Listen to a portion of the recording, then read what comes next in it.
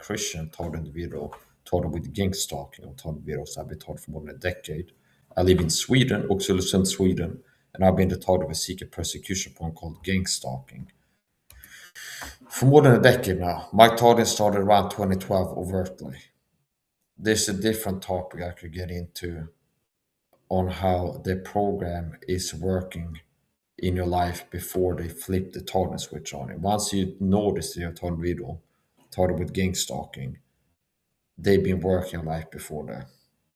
The program works before they make the target aware that they are the target of a secret program being harassed and told in different ways. Before that, they're already working on life in different ways. And there's some targets that claim they've been targeted since birth, meaning in hindsight, looking back, you could tell that there was an effort to manipulate and control and things like this. Now that's a topic for different discussion, for different time. So we're going to look at videos. This is relevant to the topic, gang stalking. Here we go.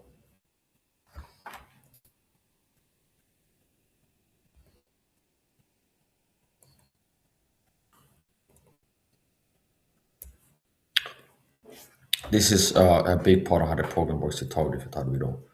They provoke you on purpose so they can claim you with a problem. It's bait. They need your reaction to accuse you, disrespect, flick the blame, and call it crazy. That's reactive abuse. Not you being unstable to know it.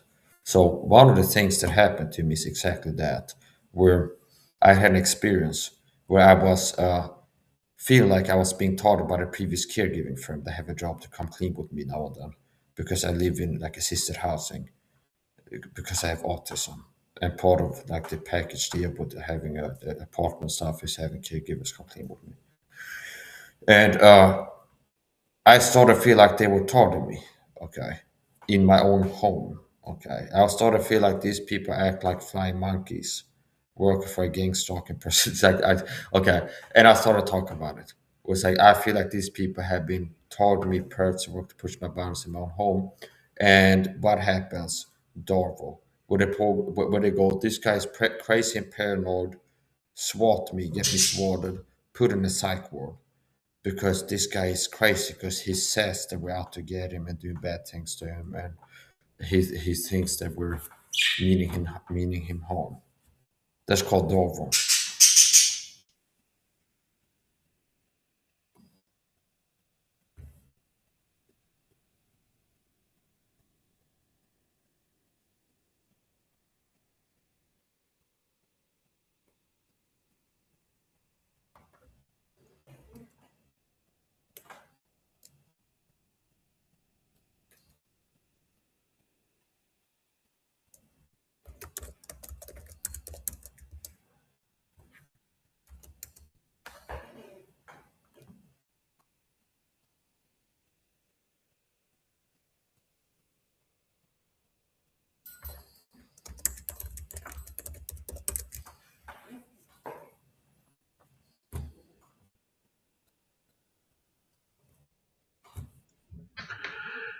Victimhood gang stalking is a relatively new phenomenon, which could be dated back safely to the rise of social justice movements such as Me Too. In victimhood gang stalking, people who self-identify as victims, people whose victimhood constitutes their entire identity, these people group together, collude and collaborate against someone who is ostensibly the perpetrator, the evil one.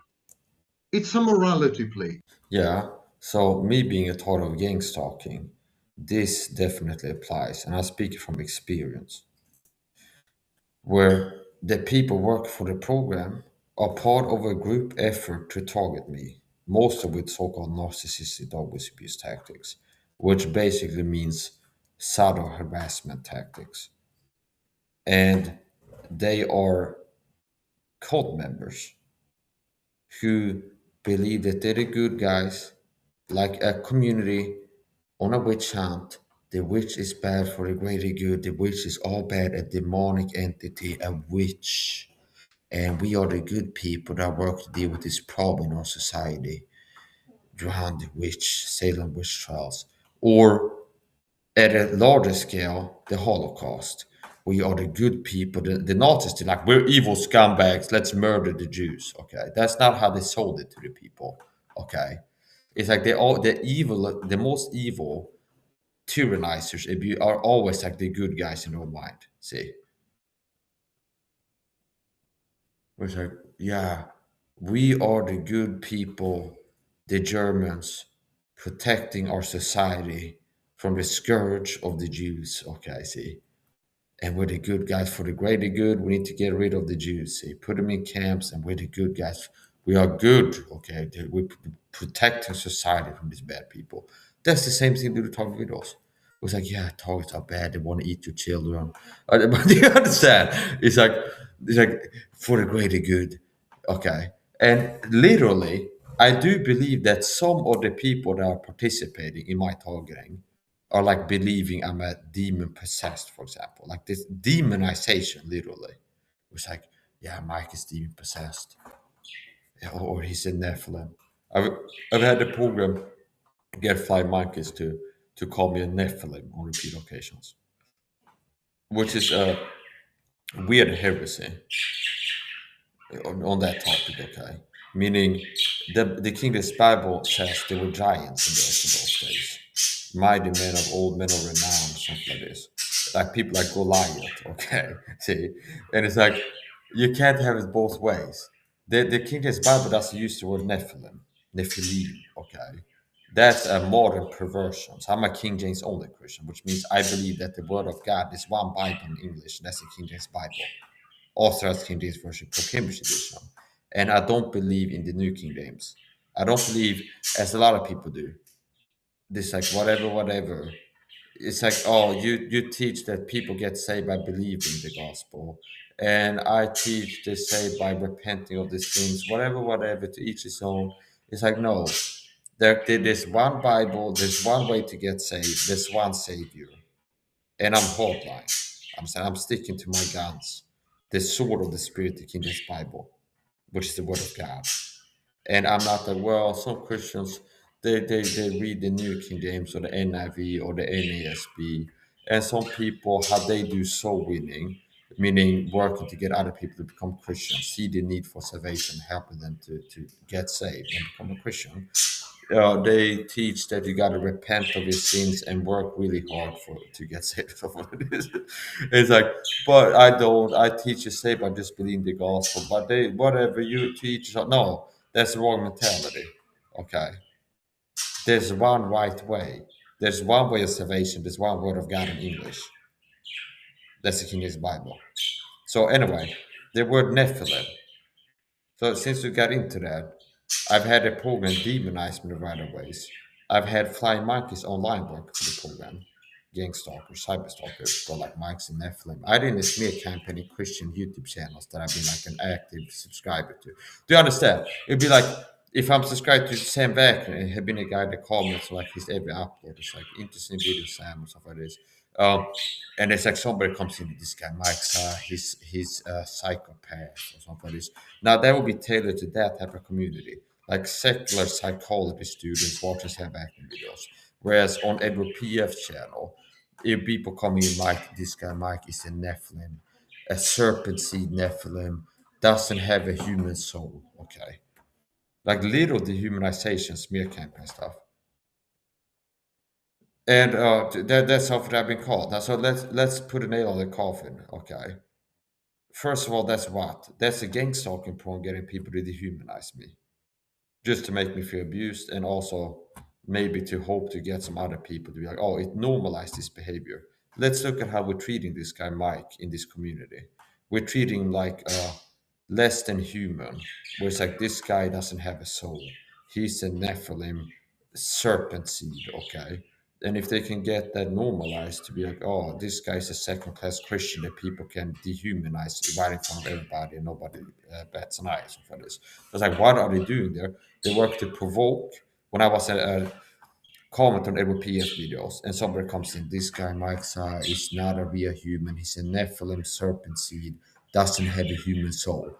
It's a smear campaign in a community where I'm a Christian talk video, active in this community, leaving comments, watch this guy's videos, a YouTuber. So it's a smear campaign. It's working to provoke the target, to lash out, to be like, oh, he's unhinged and he doesn't have that much credibility because, hey guys, I'm being persecuted.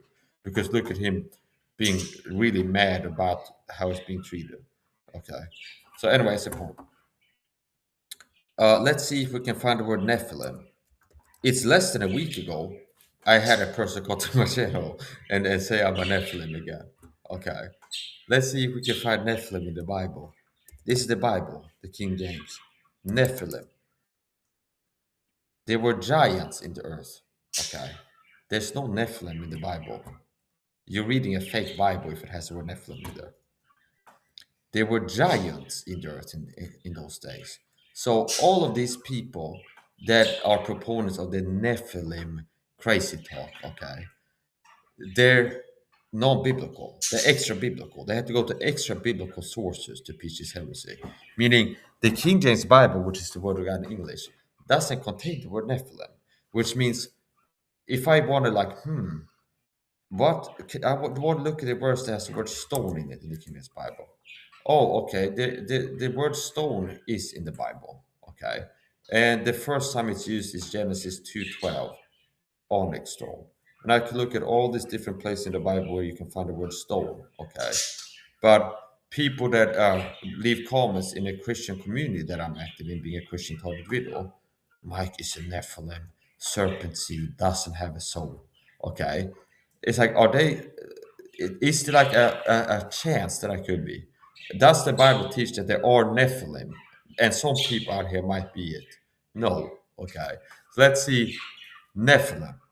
Nephilim. Okay. The Nephilim. Okay. And some people are writing books on this. They want to know about the Nephilim. Buy my book. I got a book telling the juicy ins and outs. And maybe the next one could be, it's basically like secular writers, Bigfoot, the abominable snowman that stalks the woods at night. And a hiker saw him howling in January 6th or something like this. Okay. And it's like, you buy my next book.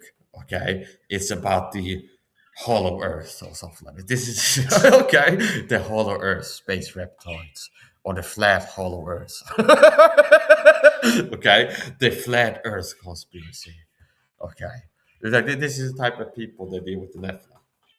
So there's no Nephilim. There were giants in the earth in those days. So people that were used the word Nephilim, Bible Hub. They're not King James onlyist, which is the right position. Search Nephilim. Oh, Nephilim. Okay, with two M's. Nephilim. Nephilim, see. And what verse is this? Search results for Nephilim. Oh, it's in the New International Version. You had the word Nephilim. Okay, not the King James only. So I'm a King James onlyist, which means, and it's like, I'm not a compromiser. I'm not a weakling. I'm not going to fall to peer pressure. It's not like if I start watching a person, it's like, oh yeah, I'm okay with you guys being King James only, but it's like I prefer. It's a matter of personal freedom or something like this. No, the issue is what is the Word of God, and I believe that the Word of God is the King James Bible, and only that. And I don't believe that there's like, well, God has this word, that word, the NIV, the NSB. They're not the Word of God. They even have a woman teach on this called Gail Whitlinger. Okay. They understand that maybe if I have a 12-year-old son, he can become a scholar, and it's not going to be that hard to make the case that, yeah. So here's the point: simple logic. It comes down to matter of faith ultimately. It's like it's the same thing to go prove the King James Bible is word of God. It's like an atheist saying prove that God is real. See, they demanded that prove it to me, and since I'm not convinced what you're saying is not true, okay, prove to me God is real, okay, prove to me the kingdom is, but it's a matter of faith ultimately. But here's the point: Does it appear to be logical that God, the creator, would confuse you and have like 300 different versions in English, and maybe 13 of them count as his word, and other ones are not? And then it's like, which one is the word of God? Here's three of them, and here's one that's not, or something like this. No, it makes sense that God is going to have a word of God in a language. See, not different ones. So, Mike, you're a Nephilim. There's no Nephilim. Okay. There were giants in the earth in those days, is what the King's Bible uses. Now, notice how you can't have both ways. I'm 5'11 with my shoes on. Okay. Now, notice how this guy's not running around on NBA, Michael Jordan's or Shaquille O'Neal's YouTube channel. Okay, you're a Nephilim. Even though they're like 9 feet tall, they're not accused of being a giant. Okay. A Nephilim. Okay. Who's on some kind of seed, some kind of DNA that makes it be giants or something like this. No, no, no. The guy who's 5'11 with his shoes on, you're a giant. You're a Nephilim. And it's like, what do they have to go to? They have to run to these verses, deal with the giants, the King's Bible say. Giants. Okay. Not people that are average height or slightly above for this. So, the Nephilim, okay. The rumors of my giant stature are greatly exaggerated. Okay, it's like I'm 5'11" with my shoes on. Okay, I'm not a giant. Of all good and Yeah. So how I got into that topic is speaking from experience. What makes me quality? I've looked at comments section. There's some people that are like hungry for. I want to hear targets of this talk about their experience, and that's what I'm doing right now. And I didn't start doing this after I saw people showing an interest. But here's the point. uh, Part of so he just got down talking about how the people part of the gang talk is like they're all good and the target's all bad, and I got into, yeah, that's always how it works.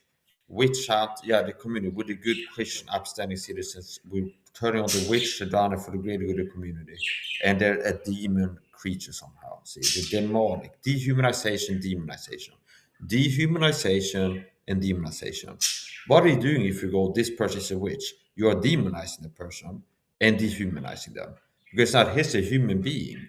Okay. No, it's a witch indwelt by Satan himself. So if you look at this person, you're seeing a demon server or something like this. Okay. Like some kind of demonic being that's like a different subcategory, like the reprobate resting. It's like, so to Steven Anderson and David Burstyn have told me for the Gangstalked program, I'm sure that they market me as a reprobate. See? That's how they work. This church believes they are reprobates. They're like super extra evil and unsavable. See? So it's like, hey, that this guy is this, and it's like it's obviously that's going to grease the wheels to get them to treat you as less than human. Where like normal Christians, like you don't abuse them and communicate veiled threats against the things that it's like they do. No, but it's like if somebody's a reprobate, that's what they deserve. Okay, see. So anyway, angelic people. part of this like extreme example is the gang stalking point and cyber stalkers come to my channel and say I'm a Nephilim. Serpent seed doesn't have a soul. Okay. And also in other communities, like Christian channels, this guy Mike, I have every right to say he's not a real human. I believe he's a Nephilim, doesn't have a soul or something like this. So, and you can go, well, why are the program, why is the gang soccer program doing this?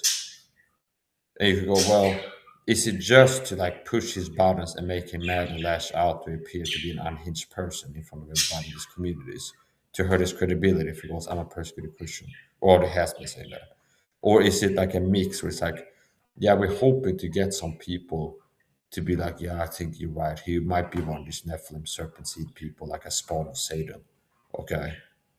And that kind of prime them for recruitment into joining in or targeting. Or is it like just to push more buttons? Versus all bad, evil doers. Victimhood gang stalking is a private case of a much larger phenomenon known as gang stalking, and it is a topic of today's video presentation. Yeah, and if I have my way, it won't be just the topic of today's video. It's gonna be yesterday, today, tomorrow. Yeah, I'm not unlikely to, unless they come and scoop me up and put me in a psych ward and take me out of there. If I die in a psych ward, or they tell you I committed suicide, overdose, had an accident, died of natural health problems, a heart attack, I got murdered. If I die within a decade, you can count the fact I got murdered. I'm a gangster. They had told me physically before. They try to make me have accidents. I've been shot in the right leg with something in the corner store here, and I still have a numb spot right here. Mike said a leg reveal. Okay, I got targeted physically by the program. It's not just harassment. I've been sprayed with chemicals. After I became allergic to perfume, the program started using perfume to target me. But they tell flying monkeys to spray perfume on the outside of the coat and then get close to me in the supermarket. Do you understand? So the baseline is you're told in the video, flying monkeys will get sent to go where you are repeatedly. Hence the term gang stalking. I'm out in public. Oh, again, there's people that are appearing where I am that I can tell are flying monkeys doing several things make me target them. And run of the mill, the bulk of the time is like narcissistic dog abuse tactics, like started using trigger words around you. Um, Maybe wearing a T-shirt that has a word that's been like a trigger in your harassment, like a pattern or a theme. It's like a lot of times the fly markers use the word clown around you, or monkey, or I don't know, uh, dog or something like this. Do you understand? It could be something that subtle. It's like the program communicates you like you're a dog, okay? You're a bad dog, and it's like we need to take you to the pound and put you down or something like this. Do you understand? We're gonna get in the cycle to take you out of there. We like to take a bad dog to the pond and put him down or something like this. Do you understand? They can communicate this to you clearly at some point, okay? And then next time they send a fly monkey, it can be enough to go like, Mike, you're such a dog. And be like, oh yeah, the program last time they had a fly monkey tell me you're a dog, we're gonna put you down. So now they can be more subtle, say. They'll be like, just have fly monkeys use the word dog around you a lot. And eventually become a pattern where you get sensitized to notice this. And it's like the fly monkeys told like use the word dog around them. And then you'll be able to detect it. And they're hoping also for the rare false positive. Whereas like somebody in the supermarket used the word dog and it'd be like think the in on it or something like this. So anyway, at that point, it's very nefarious, this targeting. So here's the point. Online, it's more like they're false positives. In real life, if I get to a point where it's like this person is targeting me, I'm 100% okay. Meaning it doesn't happen. It's like, yeah, this person working in the supermarket, they are a purpose, and I'm wrong. Okay, like online, they can be false positives, but in real life, but if I get to a point where it's like this supermarket worker, I think they're a gang stalker. They work for the program. They've been talked to. I'm going to be certain of it. So anyway, that's the point. To you, my dear colleagues. So, honorable colleagues, I am honored to serve as the keynote speaker in the sixth. Yeah. So I wonder how many of the people he's talking to. If this is a keynote to, I guess maybe people that work in psych wards, psychologists. I wonder how many of them have misdiagnosed people like me as schizophrenics for seeking help from them with being abused and traumatized by psychopathic, narcissistic individuals doing smear campaigns and targeting them. Then maybe people with autism like me, the extra vulnerable to that type of stuff. Okay. And be like, yeah, you're paranoid schizophrenic, we're gonna put you on lithium or something like this. Falsely medicating them, falsely diagnosing them because they're speaking the truth about being targeted. I wonder how many of these colleagues have misdiagnosed individuals and forcefully medicate them and things like this. These are human rights abuses and atrocities. And I'm not making it up. There's been targets that have been wrongfully incarcerated, wrongfully diagnosed as mental ill, as delusions or persecution or something like this. Okay. Or a paranoid schizophrenic. When in reality, the reason they showed up in the doctor's office saying that they're being targeted is because they are being targeted. Global Conference on Addiction Medicine And if behavioral you're a Christian, watch this. Remember to keep your mouth shut and turn a blind eye and commit the sin of silence. And it's like, don't just let it, just ignore Mike being murdered. Don't lift a finger. He's being abused. He's a Christian being persecuted. Just ignore it. Okay. And because we're scared. Okay. I'm afraid to speak up. And yeah, you disgust me. Understand? Other Christians, for years, I've been out here speaking the truth about being targeted. And other Christians on YouTube, they're all like, oh, most Christian parent does not happen to you. And so I've seen nobody really like doing anything to help. I've only seen people like, oh, you're crazy. And I've seen quite a lot of people participating, meaning working for the program, totally. And I don't care if like, oh, but Mike, I don't believe you're a real Christian.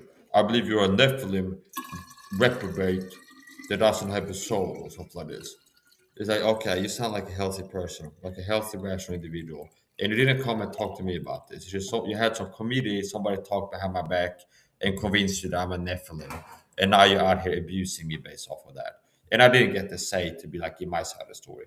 Hey, Mike, people are trying to get me to start targeting you and they tell me you're a Nephilim.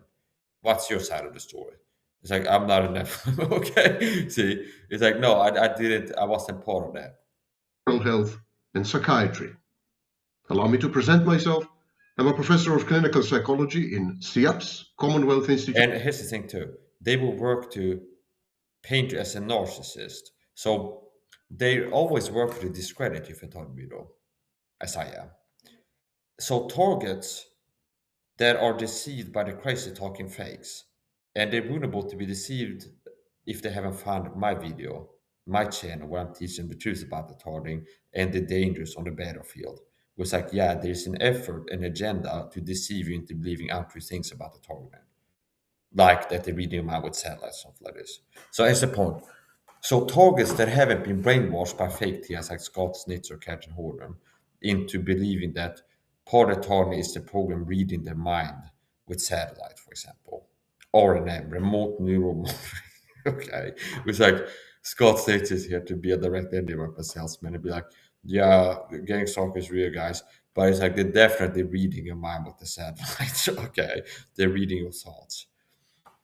Now, if you show up in a psych ward speaking the truth about being the target of a conspiracy where people are put out to target, stalk, and harass you, and you have this little like piece of what you're saying that is really crazy and not true. There's like, and I believe they read in my mind with satellites.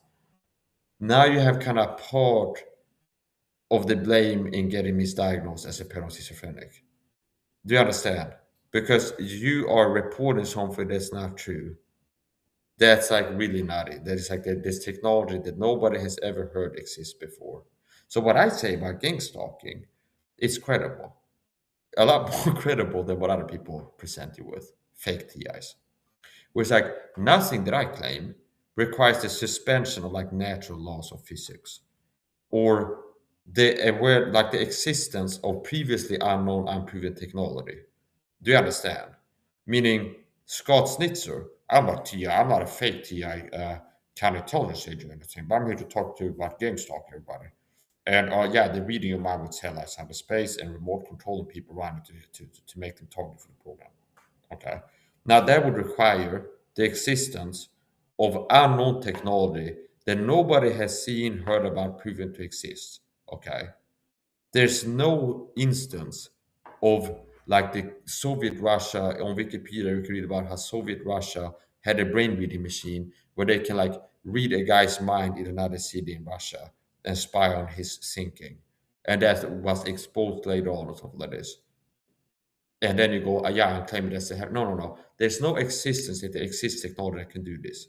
Remotely read a person's mind from that other space or the phone wires or something like this. Okay. But what I'm claiming, nothing I'm claiming is impossible, requires the spirit world being real. It doesn't. What I'm claiming doesn't require people who are atheists to become Christians to believe what I'm telling them. It requires the spirit world being real. Because I'm telling you that it's spirits making people's darkness of that is. It doesn't require the existence of some unknown technology that nobody's ever heard about before or that has been proven to exist. I claim there's a program taught me, just like there was a program called Cercetzo and taught individuals. in post World War II Germany, 70s and 80s. The Cersetson program. So I'm claiming there's something going on today that has gone on before in recent history. That on top of that, the former head of the Los Angeles FBI, Ted Garrison, confirmed in a sworn affidavit that Gangstalked is real, nationwide, meaning not just in America, ongoing, and it's surveillance, harassment, this and that.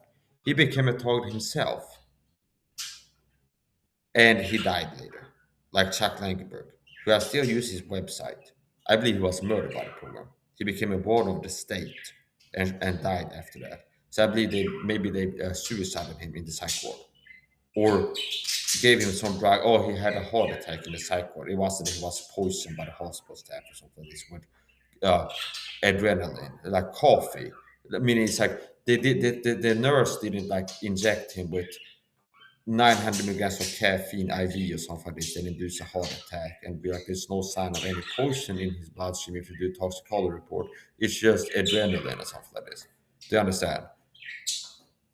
And it could be like, get it in a place we can't see. So it's like, I'm not joking. So I'm not going to get into it, like try even to be like, cover every way that I think that they could try to take me out and make it look natural. Okay, see, and like check every box because there's always gonna be something. So it's like generally, if I die within 10 years, you can count the fact I was murdered by the program. If they tell you I was mugged and shot by a mugger downtown, most likely I was a hitman put up to by the deep state. Okay. If they tell you I had an accident, like slipped in the shower, hit my head, most likely they made it happen. If I die of a heart attack, they could have made me have a heart attack somehow. If I had a stroke, they most likely were responsible for the stroke. Okay. If I go to a psych ward and get champagne inmated there, most likely they orchestrated that to make it happen. If they tell you I unalived myself and they have like three witnesses to back it up, they work in the psych ward and like two inmates. Okay, they're not agents or anything, but he's like, yeah, we saw him. Okay, and he said this. I'm gonna unalive. Understand? It's like they're gonna try to make it credible. So it's like if they do that. So I say I like to make it as hard as possible for wicked murderers to succeed in murdering you wickedly, which I believe that they might have plans to. That we might have to do that. Here's the point: if I die within 10 years, you kind of find I got murdered. Okay.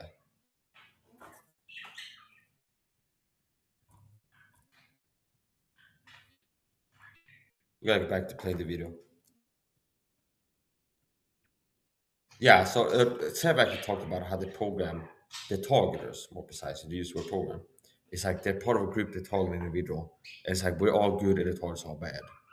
And I got into talk about dehumanization and demonization, which is what evil people always do. And evil people always think they're the good guys. It's like we the Nazis are the good people. We need to clean Germany of the scourge of the Jewish people. And we're doing good for the greater good with the good guys. Okay. And the white people that want to keep black people enslaved in the South did what? Dehumanize, demonize the victims of the abuse while thinking they're the good guys. It's like we are the white man, the godly people, and black people are a beast. They're like an oxen that you whip when it doesn't work fast enough, and you put in a stable, okay, and have maybe a crib and throw some apples in there for it to eat. But it's like you're just enough to keep alive and keep working for you. Do you understand? It's like, and we're not bad or anything. We're good Christian folk in the South, okay? See, but we're the good guys, and these bad guys are like, hey, we want to let the black people go free. It's like, no, we're the good guys, okay? This is like you're the radical, crazy people saying what we're doing is wrong, keeping these people like chained up in stables, okay? See, it's okay. It's like because it's like a cult. It's been normalized. It's an in cult like affirmation of the reality, where it's like, yeah, these people are not good people. They're bad, and it's like they're not like us. So we're gonna get See, back to play the it's video in a okay. moment here.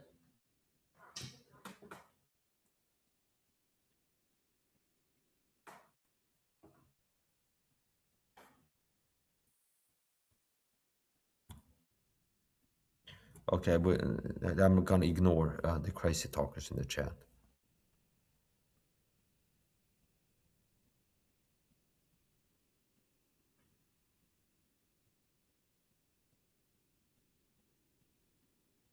The government doesn't want the word about Gangstalked to get out, but if it does get out, they want to sound crazy and unearthly. So they continue to repeat crazy, unearthly sounding crazy talk. Or here's somebody coming in, throwing a little bit of crazy talk into the chat. See? I've been telling you. Like this is how they operate. It's like anytime the word about Gangstalk is getting out, how they operate is come and throw some crazy talk into the mix. Like Mike is not making this sound crazy enough. We need to send a lot of flying monkey into the chat to be like aliens, UFO, Bigfoot, flat Earth. Okay.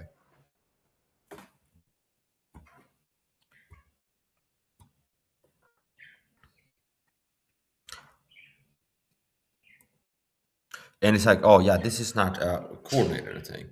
It's just I'm a person getting like 0 viewers on my live because I'm shadow banned. And the word Nephilim is not in the title of this video, but somebody just happens to show up in the live stream with on video, going like, yeah, the Nephilim, they're real. Okay, I've seen them in that video. Where Target is talking about, I've been abused by people tell me I'm a Nephilim. There's no Nephilim people.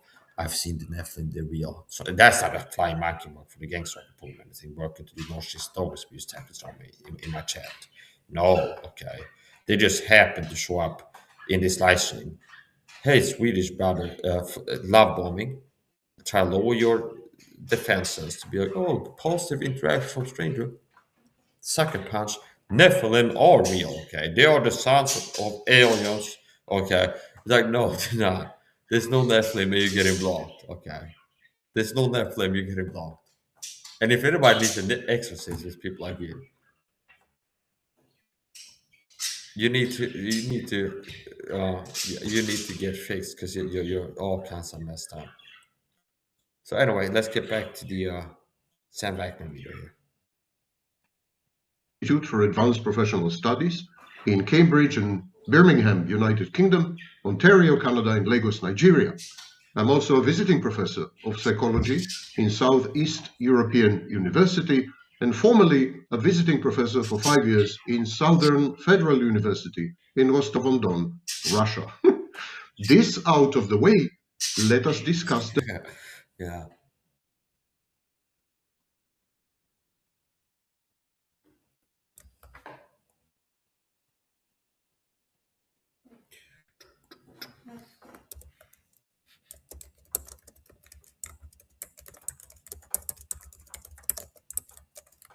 Boom. Okay, there you go. Here's the original video. I mean, here's the video that I'm watching and commenting on in this live stream. So that's just common courtesy, decency. That you're not like being a parasite, which means do unto others you would have done unto you. Meaning, I'm not like one of these people that's like clip other people's videos and like upload it to my channel while hiding the original person who made the video. Do you understand? It's like this all kinds of narcissistic weird behavior that's been normalized now. It's like people that have YouTube channels and they don't create anything. It's like they just steal snippets of other people's live streams and videos and then upload it to their YouTube channel and get views and growth and maybe even money somehow from other people's work. But it's like they're not even crediting the person. It's like, yeah, you can watch this video I'm watching right now on this guy's channel. He's called Sam Back, and here's a link to the video on his channel, stuff like this. Okay. So, anyway, it's the point. Let's watch. The topic of today's video presentation. I want to deal with a much mischaracterized and neglected psychosocial phenomenon. So, he must realize that it's dangerous for him to be speaking about this in a YouTube video. Now, quite possibly, it's his psychopathic. I don't know if he would agree to that or not. I'm not an expert, but I know that he's like confessed to have some kind of a issue. Okay, it's narcissism or psychopathy or something like this. But it's like if he's psychopathic, I could see how he's less risk averse and not like afraid of bodily harm for doing something. Understand? So it's like possibly it's a case where a person's antisocial neurology biology, personality, ends up being of service to society. If that's the case, I mean, if this guy's like half a psychopath who's not really like living in fear of things, okay, and it's like, yeah, it's like I'm a my ego, part of my identity is I'm a quality teacher on antisocial behavior disorders and behavior patterns commonly correlated with narcissism, psychopathy. And it's at the point where it's like, unless I make a video of this, it's like I can't really call myself. It's like people like Michael go like, this guy is a fraud. He's not even talking about this type of narcissistic abuse. What type of expert is he? Okay. So yeah, you can speculate on like, why does Hevak end up making a video of this? It's like out of the goodness of his bleeding, achy, breaking little heart that it's like, oh, I feel sorry for this T.F. retard. I need to help him out. Or is it just like, well, he's an academic, he takes himself seriously. And it's like, I'm a teacher of narcissism, and this is part of the subject matter. And I'm going to make a video on it. Okay. So it's like, that's kind of besides the point. I'd like to have Sevak up as a guest on my channel for like 3 seconds, like 3 minutes. I'd be like, hey, what made you decide to make that video? I'm just curious. Okay. And he could answer or not. But whatever, let's get back to the point. Let's get known back as to the gang video. stalking. Gang stalking is described in the literature overwhelmingly as a kind of delusional disorder. It is Yeah. sometimes So he's addressing the fact that there's people out there that if they hear anybody go, I'm a target of gang stalking. There's a group effort to take me down and harass me and be, oh, you're paranoid. You got some kind of delusional disorder, you're paranoid schizophrenic, or some kind of delusional person. You're delusional. You think that people are out to get you. Okay. Now, some people could be professionals in on the conspiracy. It's like they know there is a program doing this to people, and it could be part of it. Other people could be honestly be like, I believe this guy's crazy. Okay. And then there could be some people that don't believe you're crazy. So it's like it gets tricky. I have a thing for being precise and accurate. Then if you kind of let that go, it becomes takes too long to make videos. So it's like here's the point. conflated, as I said, with social justice activism, with victimhood and woke movements such as Me Too, when gangs of activists and alleged victims, alleged self-imputed victims, target individuals cast as evil perpetrators. Yeah, and Alternatively, gang stalking he's referencing the smear campaign that's part of every target's targeting. Where before I moved into this city, and as soon as I moved in here, I started being targeted by people. They be going around spreading rumors. As a matter of fact, this is anecdotal. Okay, I don't have this on video. Before I became like a live streaming public TIRL streamer. Okay, I'm going to the corner store, and there's a woman. And this is one of these people that was like, sometimes I leave and she stand like as if she's waiting for me to exit my apartment. Okay. It's just one of those people that end up showing up in public where I am repeatedly. Okay. And after a while, it's like, okay, she's one of these people that end up, when I leave, either she's waiting outside the apartment complex for me to leave. It just happens to be standing there hanging out. Okay. Another time, it's like, as I'm exiting the supermarket, she's coming, entering there. Okay. She ends up coming where I am when I'm in public. And be like, oh, what are the chances? This woman that run into the last 3 times I went outside, which is rare that I go outside. It's like maybe once a week on a random day in time. Okay. So eventually, this woman is like, hey, there's rumors about you in this city. I mean, she understand? She tells me that. It's like, hey, there's rumors about you in the city. And I go, really? What? It's like, what type of rumors?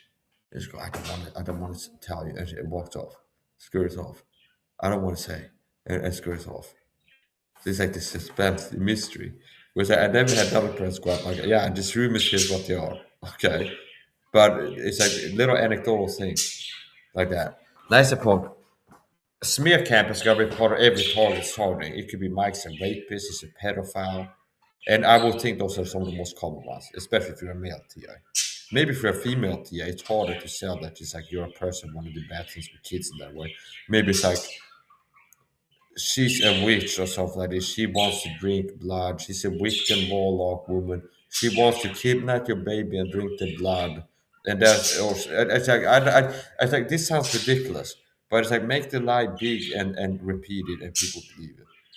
It's like a lot of times it's the big lies they take, not the small ones. It's like they don't try to like make it credible and easy to believe. They make it like ridiculous a lot of times. So it's like, yeah, this person is a demon or something like this. Understand? This is like to some people like just yeah, Mike is a Nephilim. It's a Nephilim, okay. Then this can be some people like yeah, I'm a fan of Elaine Marsuli. And say if a person believes they are Nephilim, quote unquote, okay, L.A.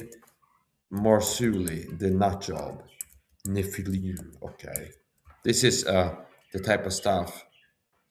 The times are coming they not endure sound doctrine, but after all lies and heap to themselves teachers having itching ears. They will turn away their ears from the truth unto fables, something like this. So here, UFO disclosure is happening, great deception. L.A. Marsula explains the return of the Nephilim. Okay, see, this is if they want to get these type of Christians to cyberstalk me on YouTube in the smear campaign, people are already like, yeah, I believe in Nephilim. Okay, now it's not their fault. Like all they gotta do now is get him to be the mightiest one. And now it's like, yeah, he's an enemy. He's of Satan. And for the greater good, we're fighting him in spiritual warfare by attacking him with psychopathic abuse and comments and stuff like this. Okay. Stalking has been attributed to deep state structures and featured in other equally inane conspiracy theories So such as notice how the QAnon. person left And this comments and expansive then retracts redefinition of gang as if they stalking don't want me to has given it or something a like that. bad name, a bad rep. And this reputation caused academics to shy away from it, to not study it. And so people who claim to be gang stalked are Now here's the point. Here's really the solution, people. The solution to cowardice, to society's ills are courage. That's it's so simple. With all my time living and studying and learning and all kinds of stuff, it's like a lot of society's problems are caused by lack of courage and could be solved with the presence of courage, okay? With courage. Where people know something evil is going on, but they're scared to speak out. Say. People are told with something, and they're personally aware of something going on, but they're scared to speak out. There's people that are knowing something and they're scared to say it. Like Christians, there are closet 9/11 truthers, for example. Where it's like, yeah, I saw Richard Gage YouTube video on like the 9/11 inside job thing, and I think he's right. But they're not gonna be on comment sections like, I'm a Christian 9/11 truther. Because they're scared of other Christians going, haha, you're crazy. You're a paranoid nut job, tinfoil hat with conspiracy theorist. Okay? Merkel. Everybody knows what's a terrible deed. Osama bin Laden orchestrated it all. He made it happen. Okay. It's not the deep state. No. It's just Arabs. Okay. Haha. So it's like a lot of society's problems are caused by lack of courage and could be solved by people getting courageous. It took immense courage to start to do what I'm doing here. It's definitely safer not to speak out, Meredith Miller. It's definitely safer to not choose to start speaking out if you know about institutional abuse, coercive control, and like narcissistic, psychopathic power structures, autonomy. Okay. But here's the point. What happened to Meredith Miller? We need proof of life. Can somebody okay? It's like did she get taken out? What happened to her? There used to be an inner integration. Okay, what's her name? Meredith Miller. Okay, and I believe she could have been getting the interliving target. She became a target at least to some extent. Here's my analysis being done with her. Meredith Miller was like one of these Sam Beckning, one of these channels like make videos on narcissists and their flying monkeys and how they target you, basically, and like how to deal with this. And eventually it goes like, yeah. I used to live in a place where I thought that my neighbors had hacked my computer or like got in cameras in my house because it was as if like the neighbors knew what I was doing in my home, which is like what every TI is aware of. There is like flying monkeys in your neighborhood, little neighbors, and in the neighborhood, and in your city.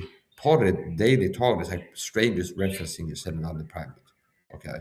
And part of the confusion stage where like you notice the first year of being targeted. That's one of the first things you notice. Because they want to notice. And they start having the flying monkeys referencing you said other private to make you feel targeted as a form of narcissistic abuse tactics. Then it's also good luck like tell people.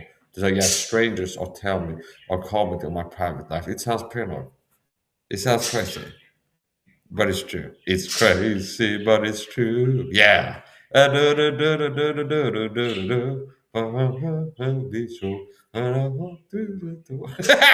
Okay, yeah. So here's the point. It's very dangerous, but it's worth it. Boogie woogie. Okay. Okay. So yes, it's important. Yeah, come on now. It's dangerous, but it's worth it. Okay. Can I get an amen? It's dangerous, but okay. So, so it's dangerous, but it's worth it. Okay. So it's like, I got to a point where it's like, I'm mad as hell, I'm not gonna take it anymore. And I gotta be vocally loud speaking out. Loud and proud and white. White, loud and proud. Okay. It's like I want to say something wrong. I'm not black. If I was black, I'd be black, loud, and proud. Okay. Black power. Come on now. I can say that in the video. I can say black power. I support that movement. Okay. See? But the other thing I can't. Okay. See? Okay. I can't go yellow power. Come on. Okay. Come on, Chinese people. Okay. Yellow power. Come on now. Come on now. Yellow power. Okay. See, I can say that. It's like there's nobody can say. See, like a black power. Okay. Hispanic pride people. See, I can say all these things and nobody is gonna be like this guy's an asshole. But it's like if I go the one race I can't say the color and then power after is my own. Okay. See, it's like, and I feel like I'd like to do it, but I can't. Okay. Okay. And it's a little bit easy to get away with it as my haircut is a little bit longer than it normally is. Okay. And I need to get see my camel pants on. It's not in frame right now. You must stand up. I got these. Okay. So this covered with like a bald haircut, and then using those words, it's like it's too much of an appearance of actually being that type of person. So it's like what is the point? So it's like okay, it's like we feel like joke code. Okay, that's the fun of games. That's a live copy set segment of the live show. Let's get back to serious topics. Okay, so it's like yeah, it's like whatever. So here's the thing. Yeah, so whatever. Okay, my point is this. It's I got to a point. Courage. Okay, so here's the point. A lot of society's ills could be resolved by the presence of courage and have been caused by a lack thereof. I just came up with that straight off the top of my head, right there, like rap god on top of the dome. Okay. Unlike Trump, I don't need a teleprompter with a speechwriter. In your next live stream, here's the teleprompter. There's like, yeah, so here's what they told me to say. Okay. I'm really living it, actually having a witty brain, fighting tyranny for real, being targeted by the deep state for real, being the type of person that ends up being targeted and being targeted. So I don't have to fake it. But, I'm a champion, anti-deep state person. Okay. I'm Trump. Okay. So anyway, support. My point is this. I got to a point where I decided to start speaking out with true courage. And as I said before, a big part, it just hit me at a certain point. There's like the simple things, it can be complex. Like this thing is part of the problem of how society's gotten this bad, and this thing can help with it, and here's not a problem with that. But it's like a lot of society's problems, like how bad it is caused by lack of courage leading up to things getting this bad, and could be resolved by the presence of courage, which people are human beings are capable. It's not that some people are born with the courage gene and others are not. Human beings have free will.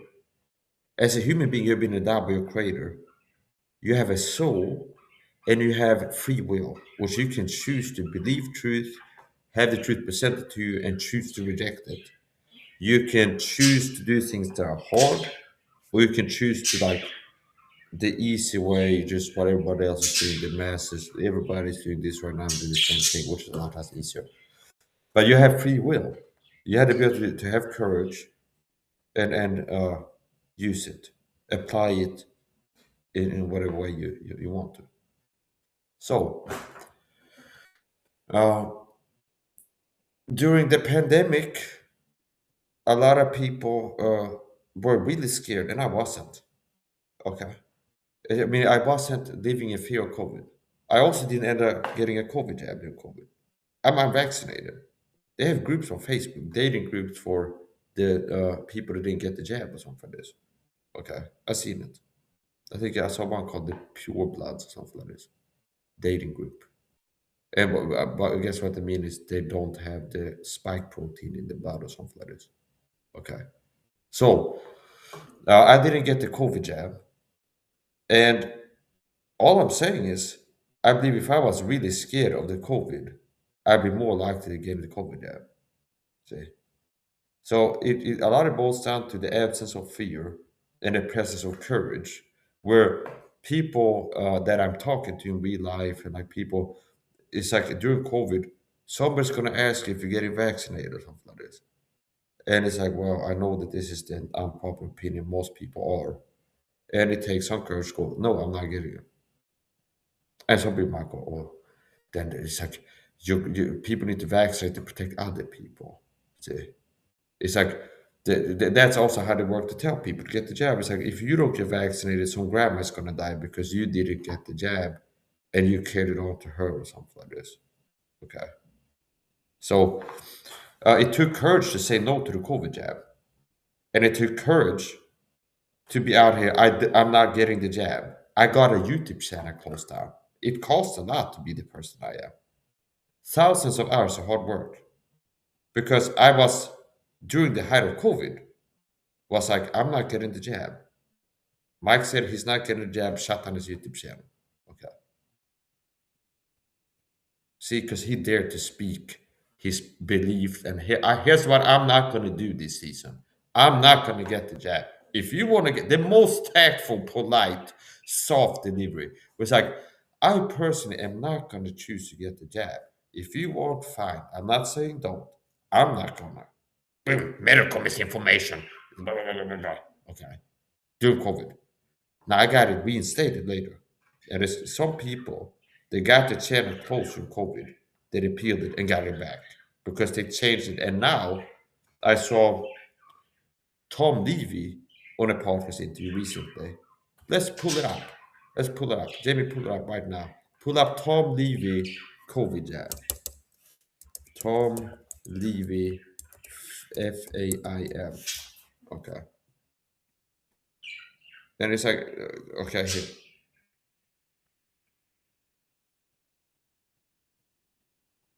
And I'm a persona non grata, so it's like it's always nice when I'm one of few people subscribed to this person, leaving a positive comment. I just subscribed, thumbs up, and I'm one of two people that supported her and clicked a like on the video. And it's Mike Saha, Jew, during the Holocaust here, so he gets ignored, silent treatment, and nobody ever is like thanks or something like this. See, because he's a taught individual. And this is how he gets treated, like a second-class citizen, like a black man in the South or during the Holocaust, something like this. So I'm supposed to be used to this. See? It's like uh, people write comments asking where we set comments, questions. Everybody gets an answer, or a lot of people do. But if Mike Sir shows up asking a big shelf answer, a question, politely, everything, crickets are just as if it's like the take us. It's like the target we ignore them, don't touch them with 10-foot pole. It's like treat them as if they're nothing. Okay. This is also part I'm not saying 100% that this channel is doing it, but I wouldn't be surprised. I've dealt with that a lot, but it's like there's a YouTube comment section and people are writing comments. and like everybody ignores my comment. See, it's like you enter the room and everybody's like act like you didn't enter the room and stuff like this. Okay, this type of stuff that you can see. Then where's the point?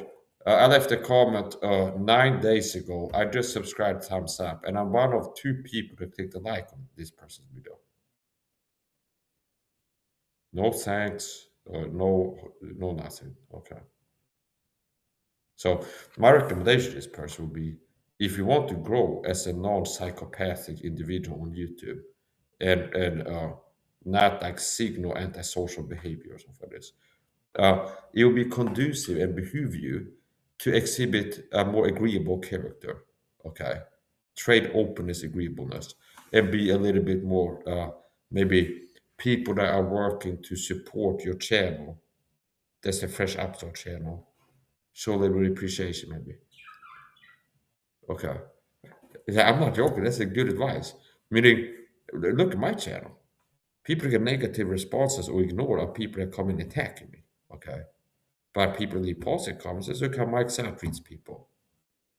A man that leads by example, referring to himself in the third person. Now this is rude and impolite behavior. Please give me moderator butter. So they're asking me to like give them keys to be able to block and remove other people's comments and give them like just give them this power on my channel. Okay. And you don't know me like that. Okay. So it's like I had to be stern to let them know. Uh no, I don't give moderation to people on my channel, other rare exceptions. Oh, nice video. Thank you. See, I responded to the person's comment 2 days ago. Okay. Okay. Oh, here somebody goes and praises a heathen deity, and I don't pretend to agree with it. I go, I'm a Christian. Okay. Which means they call me Hakshalabala Sherpa Sherpa Bakara. So I go, okay, I'm a Christian. Okay. See?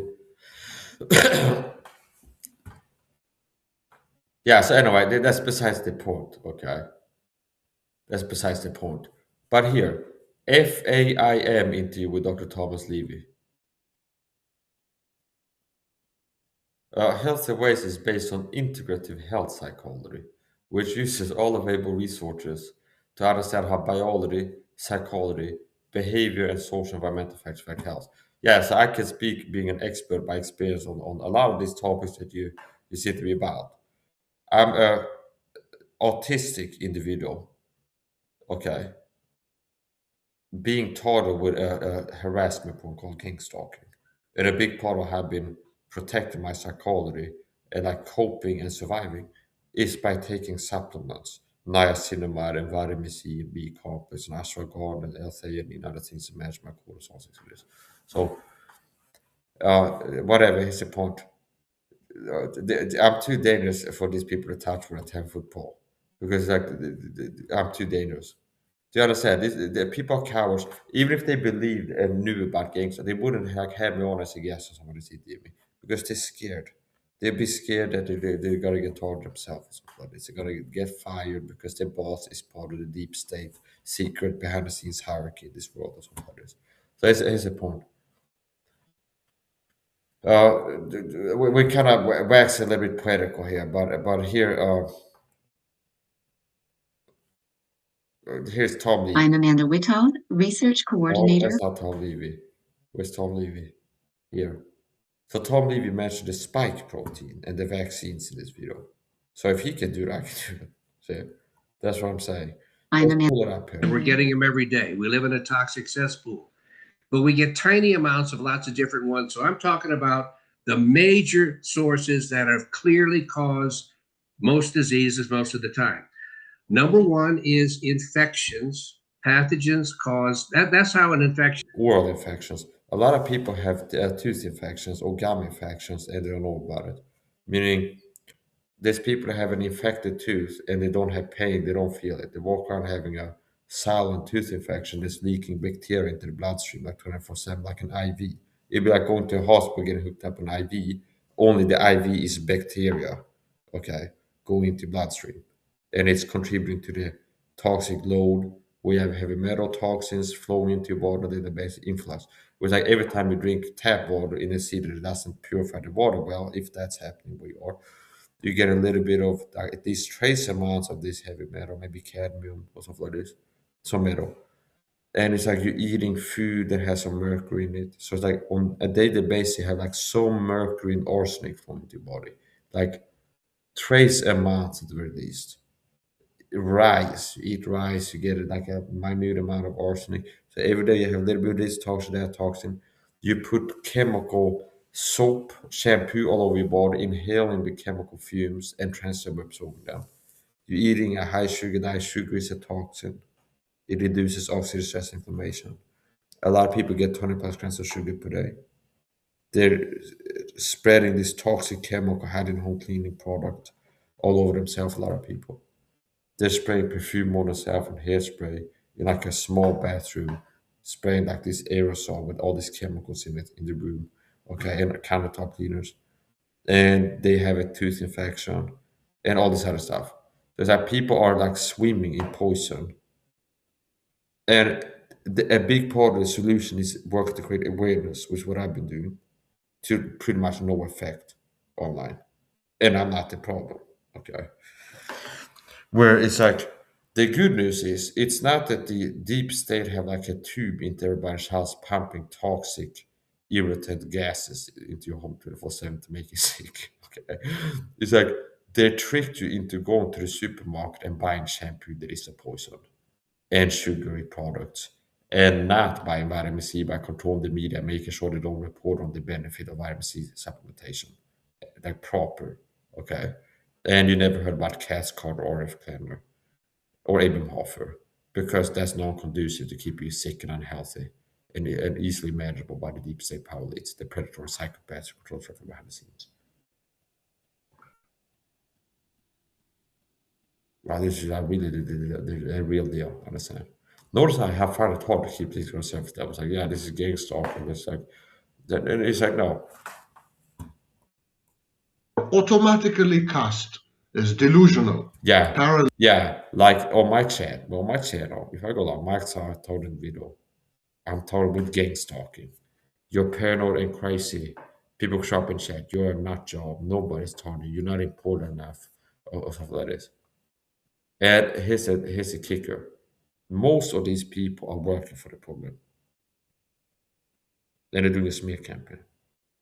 My point is this. Merit meal integration. She seems to have been getting some level told. As a matter of fact, I gotta go get some vitamin C right now.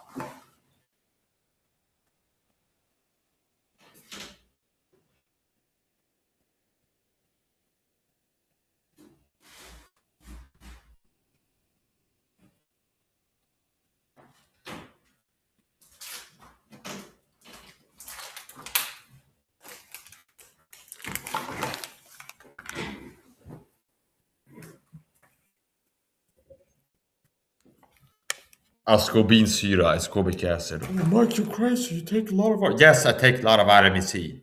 And I'm ripped with a six pack and super energetic. And you're weak, sickly, ugly looking, and looking unhealthy and performing like an unhealthy person. But I'm crazy, who's in better shape and more energetic than most people. And I think that I know how to be healthy and energetic with this knowledge that I claim to have. Okay. Ew. Okay. Well, that's the point. Let's get back to playing the video. psychotic, grandiose or narcissistic, and worse. Yes. There has Mark been thinks he's taller enough, and they actually bait you. I've seen flying monkeys in different communities on YouTube use this tactic purposely to discredit me. What makes you so important that you will be targeted? And it's like they're baiting you to go like, here's the things that make me important, that makes me be targeted, something like this. So how I like to respond to sometimes is the truth, okay? And it's you don't have to be super important to be targeted, but a lot of targets are have some quality trait that makes them problematic to the deep state, which makes you a quality person. And a person who's not a hater wouldn't have to ask, it's like, what makes this guy Mike be a problem to the deep state? If you watch my videos, here's how the deep state work to poison your children. Here's how they deceived you with this thing. Beware of this, they're working to get you with this thing. and I can see how they're controlling you. They got you eating a high sugar diet. The reason you're not taking vitamin C is because they've covered up how important that is. Why would you be taught about the psychopaths that control this world from behind the scenes while being more handsome? So knowing truth, that's what's called the halo effect, which makes people more likely to believe you if you just speak a testimony. Here's what's going on, people. If you're handsome, then if you're ugly in other shape. Cold hard truth, okay? Meaning it's what's called the halo effect. So it's like, Mike, why would that be a problem? Because I know the truth they don't want the masses to know about how they got you unhealthy by eating high sugar diet. There's an agenda to keep you off the vitamin C. Yada, and I'm handsomer than the average person, which according to psychology makes you have a halo effect where people are more likely to believe you when you say something if you're handsome than if you're ugly. Okay. I just gave you some facts on some things that make me this a little bit dangerous to the average person. Knowing things about how the psychopaths control this world and having more influence if I'm in a video talking than a lot of other people, if they knew the same things, would have. Oh, I'm being logical and actually like speaking truth that's backed up by science, okay? But Mike is paranoid, crazy, and narcissist because he thinks he has qualities and traits to make him not be worthless piece of shit, which is what I tell him that is. See? So if you don't agree with my devalued version of who you are, that means you're a narcissist. See? Mike, you're a worthless piece of shit. You're a nobody. That's not true, okay? And actually, I'm better than the average person this way. Mike, I'm not. I'm smarter than this person. Oh, Mike, you're a narcissist. But you think you're a smart person. You're a narcissist. What is it? It's how sick these people are. No in-depth study of the veracity of these claims, the claims of the victims of gang stalking, because its very existence has been widely and invariably discredited and poo-pooed. However, these are the facts. Occasionally, you know what I got in a Christmas gift from my secret society relatives? Like a shower gel with perfume in it. Narcissists and psychopaths love to ruin birthdays. About this Christmas, like, oh, it's from these people. That's the same secret society member relative that I got a letter from before the talking started. And it's like, oh, what's my gift? Mike said is a person who's allergic to perfume. Let's be talk about how the program targets him with perfume since he became allergic. And oh, it's time to open gift a holiday from this secret society relative that has exhibited narcissistic psychopathic tendencies before. Oh, it's a perfumed shower gel that is like kryptonite to this specific individual. Understand? Oh, it's ruining a holiday, see? Okay. A way to ruin the holiday. Everybody knows that cares about this person. They allergic to perfume, hates it. Buy something that's a perfume, hygiene, shampoo that he makes videos about how it's poison. Okay. See? And he hates perfume and he's allergic to it. But it's like we didn't know something is plausible. I'd be like, this like you want to kitchen sink with me? We can kitchen sink. It's like I'm a warrior. I'm not a little sissy like Brandon Holthouse or Dennis Roxer or Tom Stegall or Poochie Jones or Robert Baker, any of these people. That's like, yes, Masa, yes, Masa. It's very like very easily like submit to and be like, wow, I'm intimidated by these people's talking. I've been talking for years. I've had loved ones attacked physically, myself attacked physically.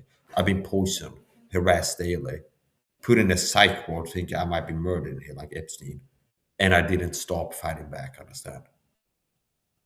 So I almost it's like I don't have to quote him. When they God made me, he forgot to put it. They quit. It's like there's quit in every person, but it's like with going with God, got it out of me. Understand? Understand? Like they quit. They came with the fact that got removed. Because here's the point. We gotta finish up here. So let's keep playing the video. Let's see how long it takes until another cyberstalker fly mic comes into the chat work to push my buttons or do some other tactic. I'll be right back. I sound like my phone was. I had like a faint thing. I gotta go check if I got a phone call. They play the video here. Gang stalking is real. It does occur. Amen. Okay, yeah. Gang stalking is real. Does occur. I'm totally with it. and I have been for more than a decade. I will describe in this video presentation 10 environments, 10 settings, 10 sets of circumstances that give rise.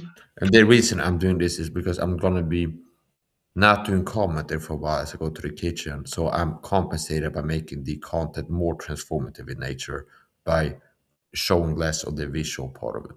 Okay. To the orchestrated activity colloquially known as gangstalking. 10 types of gangstalking. Discrediting all gangstalking claims as delusional or paranoid is wrong. Indeed, in most cases, people who claim that they are being gangstalked are or suffer from mental health issues.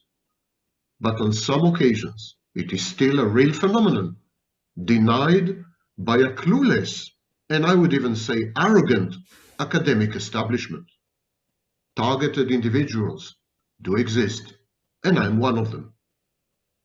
The dynamics of gangstalking, when it does occur, this collusion and collaboration between multiple individuals around a shared target, this resembles what we call shared psychosis.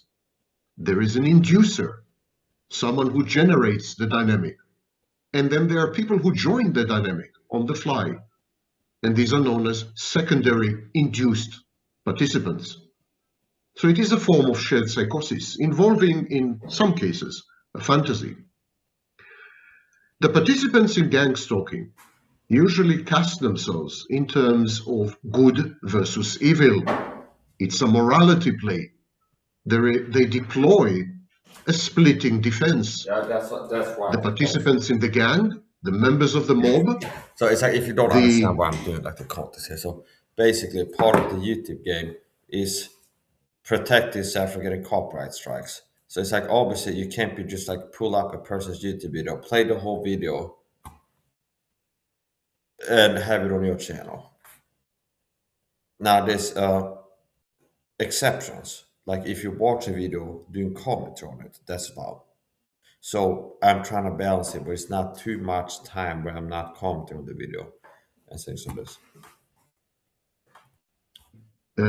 Extension. I really enjoyed that. I know that this is that type of stuff that creates a sense of desperation in the program. Where it's like, oh no, he's playing video. This is a more credible voice speaking on gang stalking, and he's showing it. We have to send in the flying monkeys to provoke him, push his buttons to get him to get more unhinged in his temperament, to appear more crazy, to try to compensate for his new level of credibility. We have to create some more discreditation because this is too credible of a presentation of the truthful narrative of what gang stalking is. So it's like we have to. I would be surprised if I go check the comments section, be somebody in there pushing my buttons that's trying to piss me off. Well, we have one in here before. Okay, cool story, bro. There's no Nephilim and there's no flying saucer aliens either. Of the group. There's no little green man. Here's another thing. Man, before he opens up a Bible to search for extraterrestrial life, meaning life in the sky above Earth, that's like intelligence city, search for extraterrestrial intelligence. You fools, okay? Academia, all these serious intellectuals. We're searching for extraterrestrial intelligence. They build like a huge telescope on a hill in the search for extraterrestrial intelligence before they open up a Bible and read Genesis 1. Oh, there's intelligence. God put man on earth and God is in heaven, which is an intelligent designer who's extra earthly, okay? He doesn't live on earth. He lives in heaven, see? So there's extra intelligence. There's search for extraterrestrial intelligence. But Neil deGrasse Tyson didn't open up the King James Bible or Michio Kaku, okay? No, but they're like out here crazy talking about the aliens, okay? do the aliens see us here or something? It's like, yeah, you're so serious and intellectual, much intellectual. Watch out, we got an intellectual here. Watch out, guys, we got a black intellectual. We got Neil deGrasse Tyson. We got a Chinese intellectual. We got whatever it is, a Korean, whatever he is. Okay, eat dogs, and I don't care. Okay, his diet is besides the point. But it's like Michio Kaku. Watch out, guys, we got an intellectual here. A guy who's so smart, he doesn't believe in God. Okay, but he's entertaining the possibility of aliens in outer space. Okay, but it's like, but it's crazy. See, they're too serious to take us Christians serious. They tell you that God is real, He made the earth. Okay, but they're not too serious to entertain little green men in outer space driving saucers to Earth and visiting now when possible. Okay, that's not silly. But thinking that God created the world and the Genesis account of creation is the truth. That's silly to these people. They're too serious and smart for that. Okay. These people describe themselves as all good. And basically, Neil deGrasse Tyson strikes me as a guy with like a sub 115 IQ who's trying hard like a Hollywood actor to portray intelligence with his delivery and compensates with a confident delivery. See, and in outer space, the quasarks and the rays of light from the outer nebulous. Is it possible that the time-space dilation in the quantum loop is responsible for the northern lights? Shut up and take my money. This guy's smart, everybody. He's a genius. And it's mostly just like quality storytelling and a charismatic delivery. See, the cadence. And it's exciting. It's like the black Carl Sagan. Okay. And it's like, are you hearing that I'm being a racist? I'm being descriptive. There's a black guy who's saying this, and I'm not buying it. There's another guy who's an Asian person, Michio Kaku, who's also a crazy talker. I don't like crazy talkers. He's a crazy talker. Okay? It's like if he might not be dumb enough and like Donald is not enough to take a job to be like a guy talking about having a brain chip implant for this, but it's like they got him chilling for science. Trust the science. And this is like I'm being goofy now, so let's get back to the serious stuff. I'm a While Christian, okay. I'm a Christian. the victim, the target of the gang stalking, is described as all bad, is demonized. That is a classical, infantile, primitive defense mechanism Yeah, known because the as immature, like little children never grew up. Like powdery little sick children. Infantile. I'm sorry, this guy is having a higher IQ than average. And commonly calling with a high IQ is a large vocabulary. Because commonly calling with a high IQ is good recall ability, which means people with a high IQ have an easy time remembering words that they've heard. And they stick to memory and they end up using them. And some of them are big. See? So infantile. He said infantile. For you retarded sub 115 IQ Americans that tell me, oh, we can't understand it due to your thick accent. Oh, the accent is not the problem. It's speaking too fast for your slow retarded brains to keep up. And using two big words that you are not common. It's like they're too advanced in your language for you to comprehend. And you're too slow when you're listening. So Mark, speak too fast. No, you're listening too slow. Okay. I've had enough of the gaslighting. People come in my live stream sometimes to provoke me. I'm not joking. Sometimes when I'm calm and I'm teaching things, people come in, what are you saying? What language are you speaking? This has also been a part of the harassment, how I get targeted. Fly mic show up when I'm teaching things, talk about things. What language are you speaking? And it's like it's gaslight. It's like they act as if I'm speaking Russian or something. Another times like the framework is this. What in the gaslighting with the five marks like what would their behavior be acceptable and fitting for appropriate? It would be appropriate if reality was when they show up writing X that I was talking like this. It's like we can't understand you. What are you saying? What language is that? When I'm sitting and speaking like this, as I've been doing this ice stream, we can't understand you due to your thick Swedish accent. Okay. You want to have thick Swedish accent? Go look at this roided out influencer, Swedish influencer, who's roided to the fucking gills and is a fake natty. Common sense. Uncommon sense. And I gave this guy some grace and stopped calling him out as a fake natty until he started getting like real under my skin again. Here. This guy claims to be a natty who's never done performance enhancing supplements. And his supernatural magical transformation from before to after, it's not roids or human growth hormone or anything like that. He's on the record saying, I'm a natty, lifetime natty, never done roids, never done any PEDs, okay? And you can choose if you believe or not. There's a lot of people who believe Liver King was natural because he told you he was, see? And he had a bold delivery when he did, see? So, young man, I'm a natural. Okay, look at my physique. Okay, I'm all natural. I just eat a lot of liver and adhere to the ancestral tenets. Okay. But it's like, wow, I believe he said liver king is natural. I can eat more liver so I can be like him. See, just hit the gym and eat the liver. I look like Liver King one day. Okay, waiting for the day that never comes. Okay, so yeah, this. The woman doesn't want me. What would This guy is a natty, everybody. And it's like, yeah, he's a natty. He's a natty. See, this before and after. There's no roids in the mix, okay? This guy has never done roids. He's never looked at a roid, okay? Not a hem, not a any type, okay?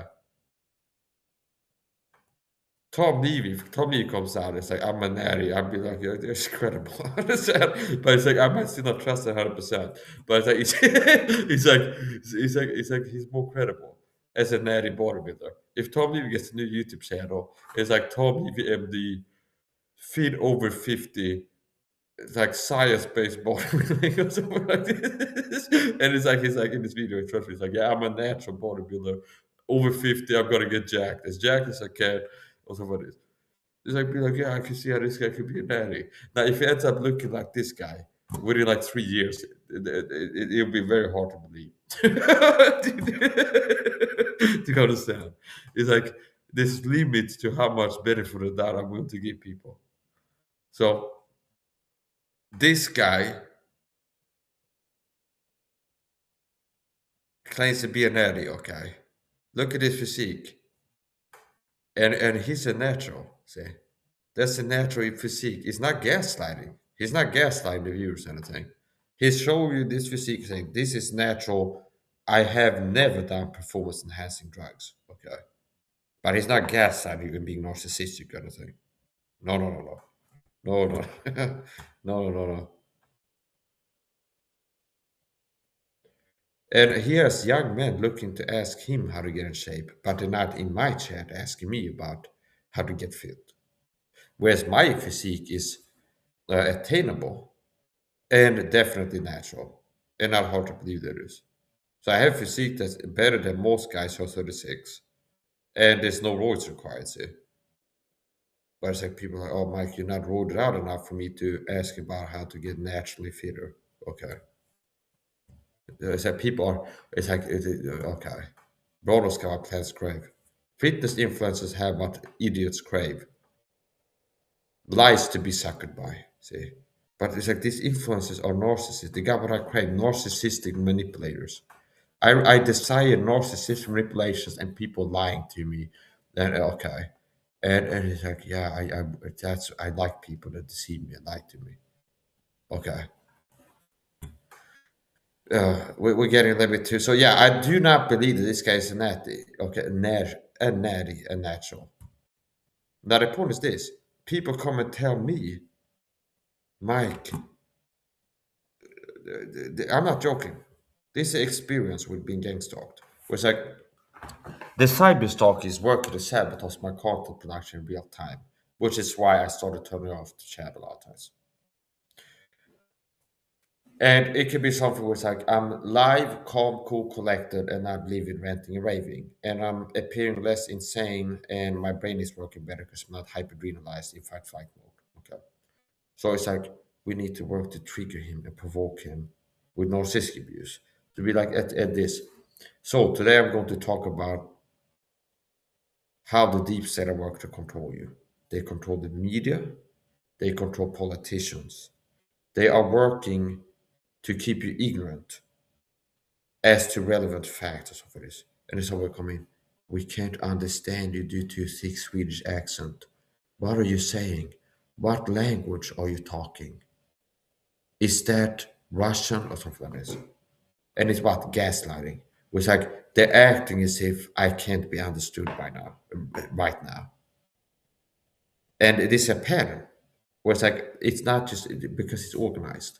But like the same attack from this fly monkey, that fly monkey, two fly monkeys come to each other at the same time, agreeing with each other. And it's what? It's a narcissist evaluation. It's like the truth is Mike stands out in how well he speaks English. His command of the English language supersedes the average American. His vocabulary okay. So Mike stands out in how well he speaks American English, contrasted to the average Swedish person. Contrast for idiots means compared to, okay? Contrasted to the average Swede, Mike stands out in how well he speaks American English and the absence of an accent. Okay. I mean, there's a lack of an accent. It's like, oh, that's the truth. We're narcissists. We need to work to provoke Mike by doing inversions. You have a very thick Swedish accent, which is the opposite of the truth. The truth is Mike has a really low, there's a rare lack of a Swedish accent, like a thick one. So let's have the friend Marcus go, Mike, your accent is so thick we can't understand it. Okay. This is the type of sick stuff they get into. Now here's what an average Swede sounds like. Here's what an average Swede sounds like. Uncommon sense. So you've been listening to me speaking English. At my worst, sleep deprived. Okay. Yo guys, Coach Theo here on And instantly you can hear there's a lot more of a Swedish accent there. See? Hello, today I'm gonna make a little video talking about the topic of, do you understand? It's like there's more, this is how most Swedish sound. And I'm not making fun of them, but it's like, the truth is this is not like a guy who's really bad at English. It's like above average English ability. And it's like I have the Gangstalked post and flying mice go, Mike, your accent is so thick. And part of it could be that's one of the things that the narcissists are envious of. There's like the target is better than us in this other way, where he's linguistically gifted. And we are insecure and lack the courage to speak American English. And the target has the ability and courage to do so. So that's another thing that we kind of are working to target him for. I'm not joking. It's like if you want to deal with narcissistic abuse, you have to deal with the different aspects of it: envy, devaluation, projection, all these things. Nonsense. Today, I want to tell you what life is like. Yeah, so this guy doesn't speak English as well as I do. Also, he's a fake, a conman deceiver who lies to his viewers like a narcissist, working to have a false self. Now, most people don't have the knowledge that I have of narcissism, where they can detect, yeah, this is narcissistic behavior. Look at this guy's channel, it's narcissistic. See, it's a false self. Work to perception manage his viewers and gaslight them. See, I'm a natural bodybuilder. Never touch a performance enhancing supplement. And you're seeing my body, which is the result of PEDs. And I'm here, my self, my image on YouTube is I'm a natural bodybuilder. Okay. And what you're seeing is a natural physique. I got this naturally. Okay. What's that? A false self, gaslighting, and narcissist manipulation. And if people will be challenging the narcissist false self in the comment section, just use the framework is narcissist. The behavior is there. Like, you're not an addict. It's like that's what you say because you're weak or something like this. Okay, it's like discredit the person who's. So it's like, yeah, I don't. No, it's like I'm not. You want to do roads, do fucking roads, but don't lie about it. You could be like tongue in cheek. It's like, yeah, I'm definitely a natural. Okay, or something like this. And people get it, I'm saying. But it's like you don't have to be like, I'm not a natural, and I'm angry at people who think that I'm not a natural. You're angry at people who are not easily deceived by deceivers like you. Okay. So anyway, let's get back to the topic here. Infection keeps you sick. It makes a lot of toxins. The metabolic byproducts are pro-oxidant toxins. The main source is infections in the mouth. Yeah, that's not the way the Gangstalked point told me physically. Got a dentist put up to give me a tooth infection in the dental chair. I'm not joking.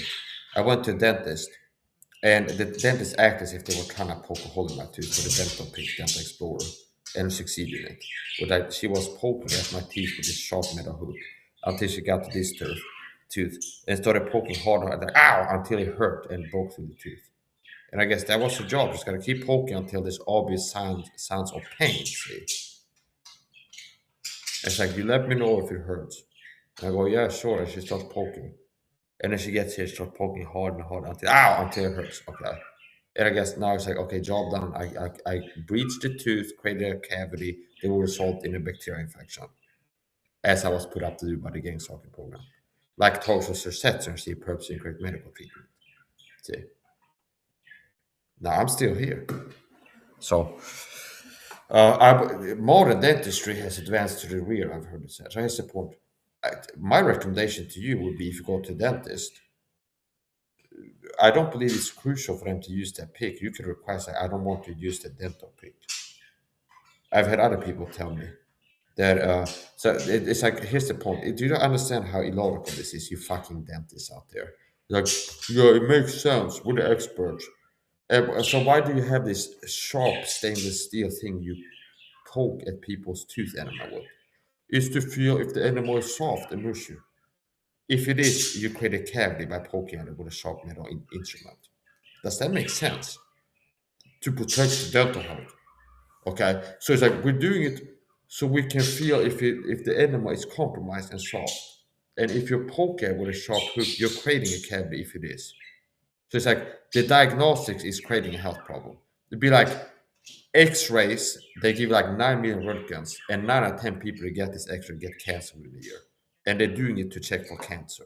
It's like, yeah, that's the important part of your health is getting this X-ray. That 9 out of 10 people get cancer within a year if they give it to them. Why are you doing it? To check for cancer. Early detection is part of helping people survive cancer. This is how everything's upside down in this world. Where it's like, I don't trust dentists. I'm not saying don't go to a dentist. What I recommend to do is go to a biological dentist if you go to a dentist. Go to a biological dentist. A dentist who's in the know, who know how to do mercury amalgam extractions the right way, and who won't willy-nilly give you a root canal. Okay. Get a second opinion. I wonder how many Dual Bible Church listeners have gotten a root canal since I became a Christian YouTuber out here talking about Dual Bible Church, not saying what you need to know. I wonder how many Dual Bible Church, Raphael Cole, Robert Baker, and Edward PF listeners have got a root canal proceeded on the last 6, 7, 8 years that I've been on YouTube. How many Christian whose body is the temple of the Holy Ghost have got a root canal procedure done the last 8 years? That if they would have come here and asked me and not the people they're listening, like, hey, what's the counsel? I'd recommend you to protect your body. Don't get a root canal willy-nilly. Get a second opinion. And watch this video, Tom leave a root canal. So that's the price, Tom Segal, Dennis Roxer, of you work for a program work to hide me from the body of Christ. And tell them this guy's crazy. Don't believe him if you do hear him talk. He's a crazy person. Okay? That working like that. And the blood on your hand, God will require it, understand? And you can go, God knows what you get though. In this era, I believe there's Christians that have died that would have been alive, that would have found my channel, taking me seriously, and taken my advice, and not treated me like a person not worth of respect and who lacks competence. Okay, we're like, oh, this guy thinks he seems to. He feel. I feel like he thinks he's got competence in their health fitness. That gives me a narcissistic injury. I'm envious. Okay, he's crazy. I'm gonna go listen to somebody. He won't tell me something that makes me feel bad, like I'm poisoning my children or something like this. Yes, you're a child poisoner, buddy. You're a child poisoner. You're a child poisoner. Yes, a lot of you, a lot of a lot of Christians are child poisoners. They do. They poison the children. Sugar is a poison. You give a lot of it to your children. Boom, proven. See, Mike, that's crazy. Yeah, sugar is a poison. Do you give a lot of that poison to your children? Yes. Boom. Check. You check the box. Now, are you buying? Are you washing clothes and softener? Or you give them a high calcium, high iron, high sugar diet? Or you take them to the dentist? You throw them in the hands of a dentist. But hey, dentist, do whatever. Okay. It's like most Christian parents are technically Tom Segal child abusers. And that's very valuable for me to reprove, rebuke, and exhort that fact, Tom Segal. You fat fuck, fucking pigfish, ugly, freaky, weirdo, creep bastard. Or not bastard, depending on if you'll be a Christian or not. So maybe you can tell that I'm kind of mad about some Christians that have been involved in the Gangstalked, like do the Bible Church, Tom Segal, and other people.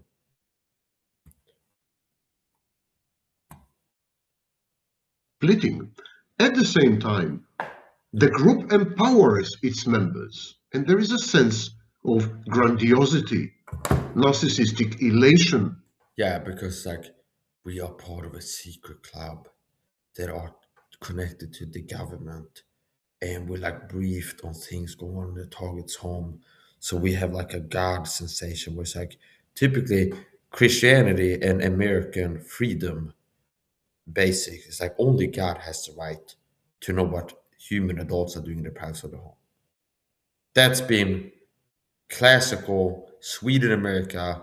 It's like 1300s to now. It's like only God has the right to know what you're doing in the home. Okay. And it's like God knows everything. He knows your thoughts, he knows what you're doing. But it's like not like it's like you couldn't sell it in like a peasant village like Robin Hood, where it's like this king is trying to get the public to go along with him have like messengers. It's like you need to have like a guy who's worked for me that's like 24/7 looking through your window. Okay. For the greater good, to make sure people aren't doing bad things in this country. Okay. The people be like pitchforks. Where's the pitchforks? Okay. Let's meet out. Where's the pitchforks? Okay. We need the pitchforks and the torches. Okay. Where's the guy's house? Go there. Pitchfork torches. Like, hey, hey, ho, ho. You're a sick freak. You gotta go. Okay. See? But it's like now, it's like, no, this is for the greater good. For the terrorists. America. Okay. For the greater good. See? Oh, the deep state have made this crisis happen. The deep state have the solution, spying on everybody, and you being left free. Okay, that's it's the solution. Okay.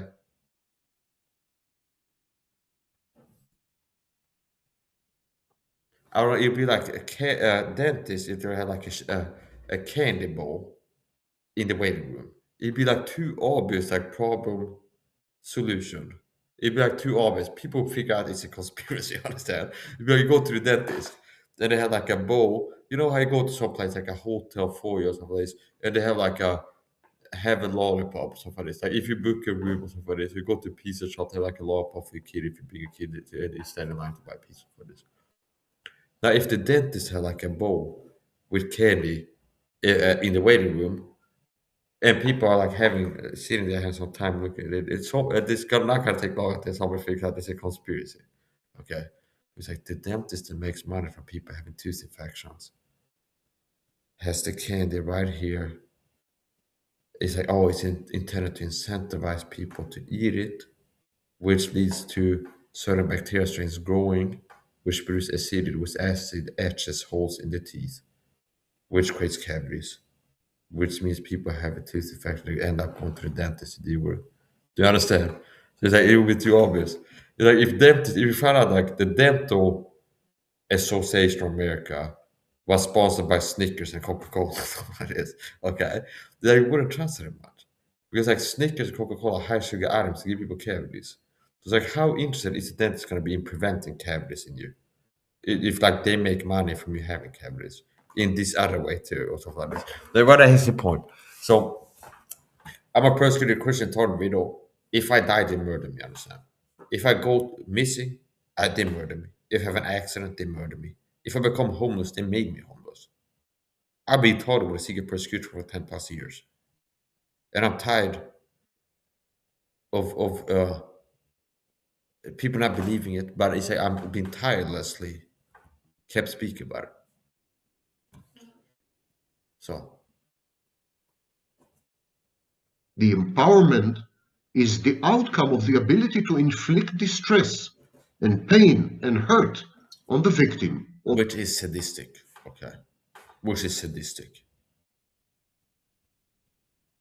The target of the group. This ability translates into a power dynamic, and the whole thing devolves into a power play.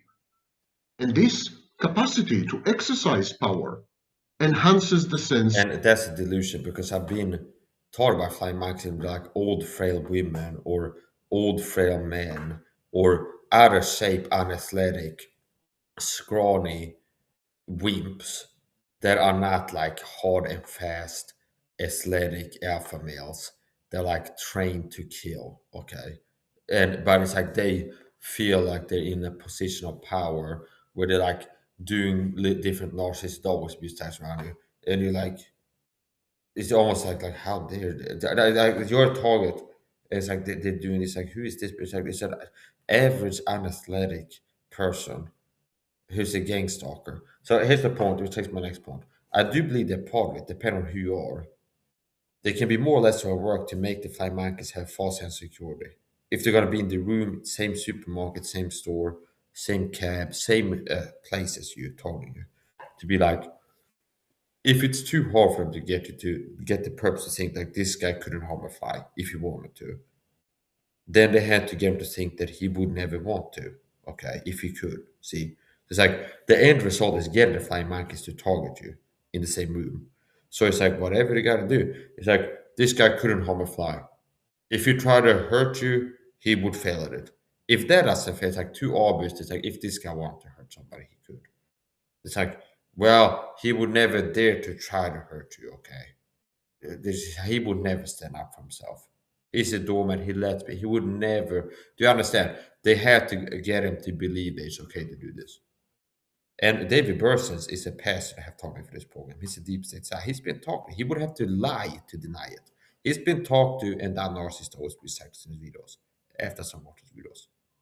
And I told people that for free, David Bursens. No charge, okay?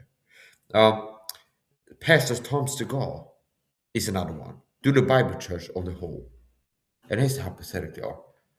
To make the job of public speaking, to have 2 hours of public speaking per week on their YouTube channel, they need to divide that job amongst like 6 men. Whereas Mike Saha does 6 hours of public speaking per day, single-handedly. But these people are like empowered by God and energized to get the job done that he needs done.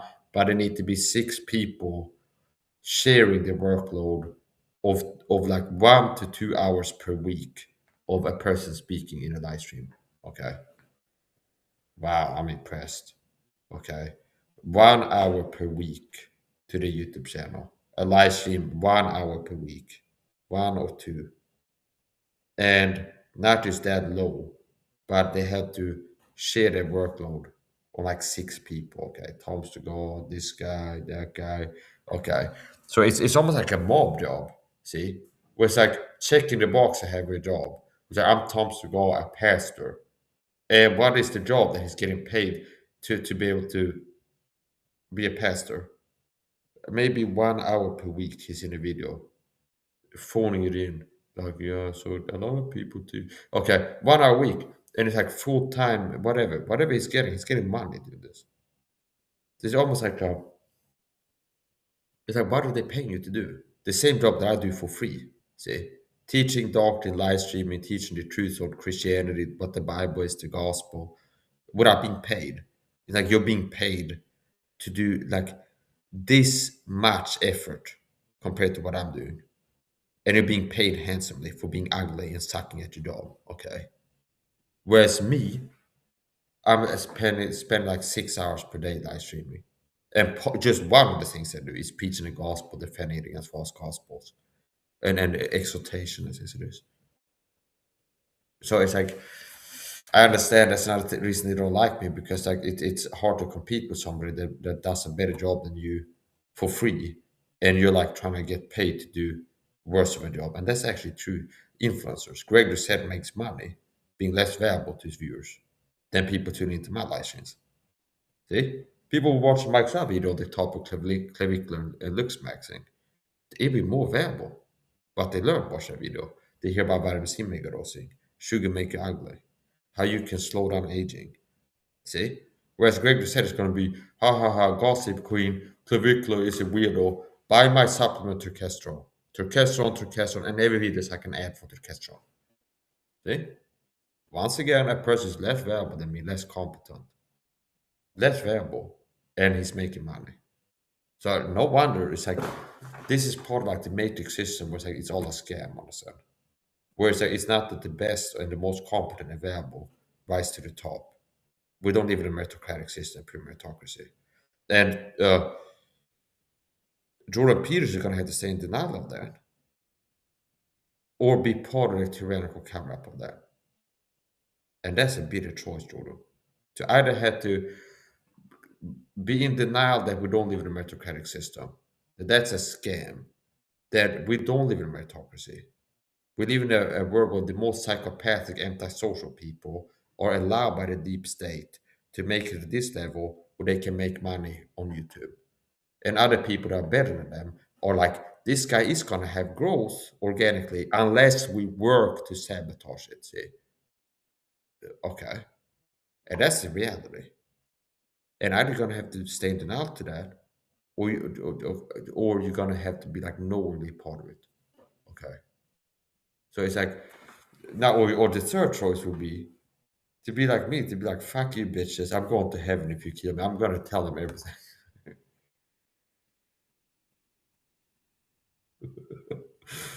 Okay?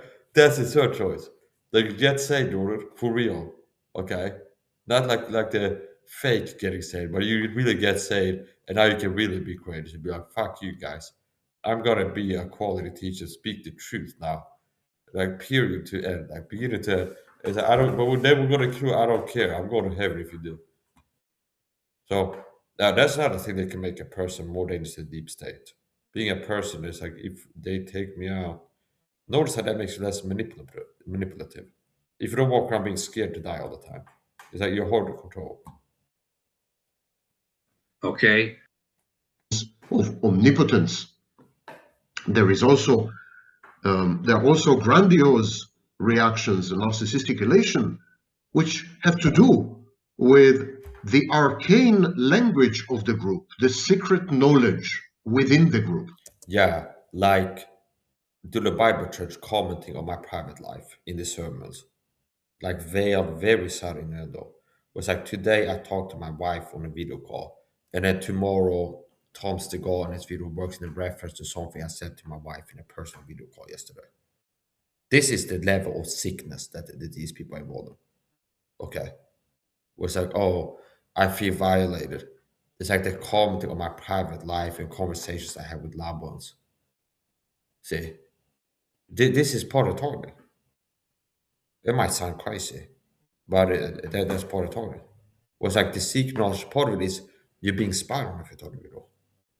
So they listen to your phone calls, listen to what you're doing in your home through your microphone. They don't have to, you idiots, they don't have to send the FBI into your home to put cameras and microphones in every room. It's like they have backdoors to the electronics. It's like the government thinks of it for wants to know what Mike is doing in his apartment. To be like, oh yeah, so okay, listen, Oh, you can hear the bathroom door opening. Okay. I'm gonna flush the faucet. Okay, now I'm gonna flush the toilet.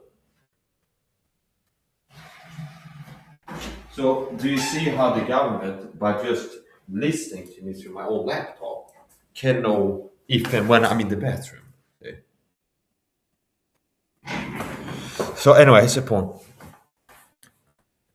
The government, Gangstalked, part of it is spying on you, and then using spying on you to customize harassment and have flying monkeys comment on your personal life as a form of narcissist always abuse tactics. See? Yeah, I don't know, I end this live stream and I rip a fart right after. And I go live again, and there's somebody show up and said, "You look like you just farted, Mike," or something like this. And they comment on something that in between the live streams, like ending this story one, I rip the fart, and I go live, and it's like there's a person showing up in the chat, "Hey, farty Mike," or something like this. Say, fart sniffing Mike, and be like, "Here's that flying monkey showing up to harass me in my chat." And they comment on something that happened right before. And it doesn't have to be something embarrassing. It could be just anything that you do. And it's reminding you have no privacy. The predatory, nefarious, out to get you people are watching you constantly, understand, breathing down your neck. They're always watching. You have no privacy. It's dehumanization. It's like you have no privacy. We watch you at all times. Okay. And just by having the fly markers come in your personal life, they can really make you feel massive.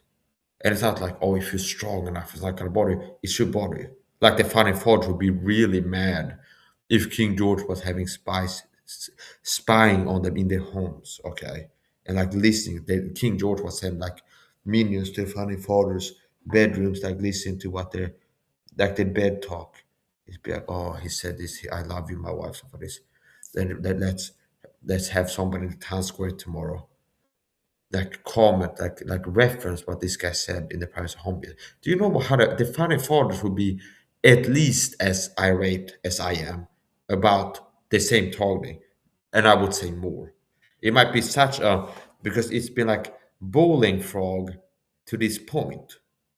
Okay, so for them, if it's like, oh, we have a wholesome life, but we're not being tyrannized all the time, or here's King George showing up wanting to abuse us, they were real sensitive to that. But like, if they had been like slowly but surely getting abused more and more by the deep state, it's not going to be as much of a shock.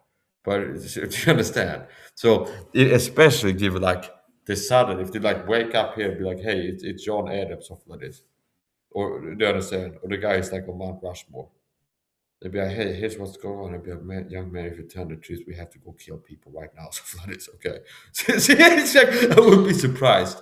I would. I'm not calling for it, but it's like John Quincy Adams, whatever this guy's names are, like the founding fathers. I would be surprised that like they teleported here from the past. They had a time machine, and it'd be like I'd be like, hey, I gotta brief you guys. Here's how bad things have gotten. Okay, and then they might be like, after I'm done talking. And it would be like, we can't understand your archaic words. What does circumference mean or something like this, Mike? It's like they get it, understand? So that here's the point. I'd be like, this is an all-encompassing, tyrannical system of abuse, which has targeted me for decades. Or something. They wouldn't be like, Mike, well, I can understand it. Anyway, here's the point. So they'd be like, yeah, okay, I heard what you said. We gotta go kill people right now. Okay, okay.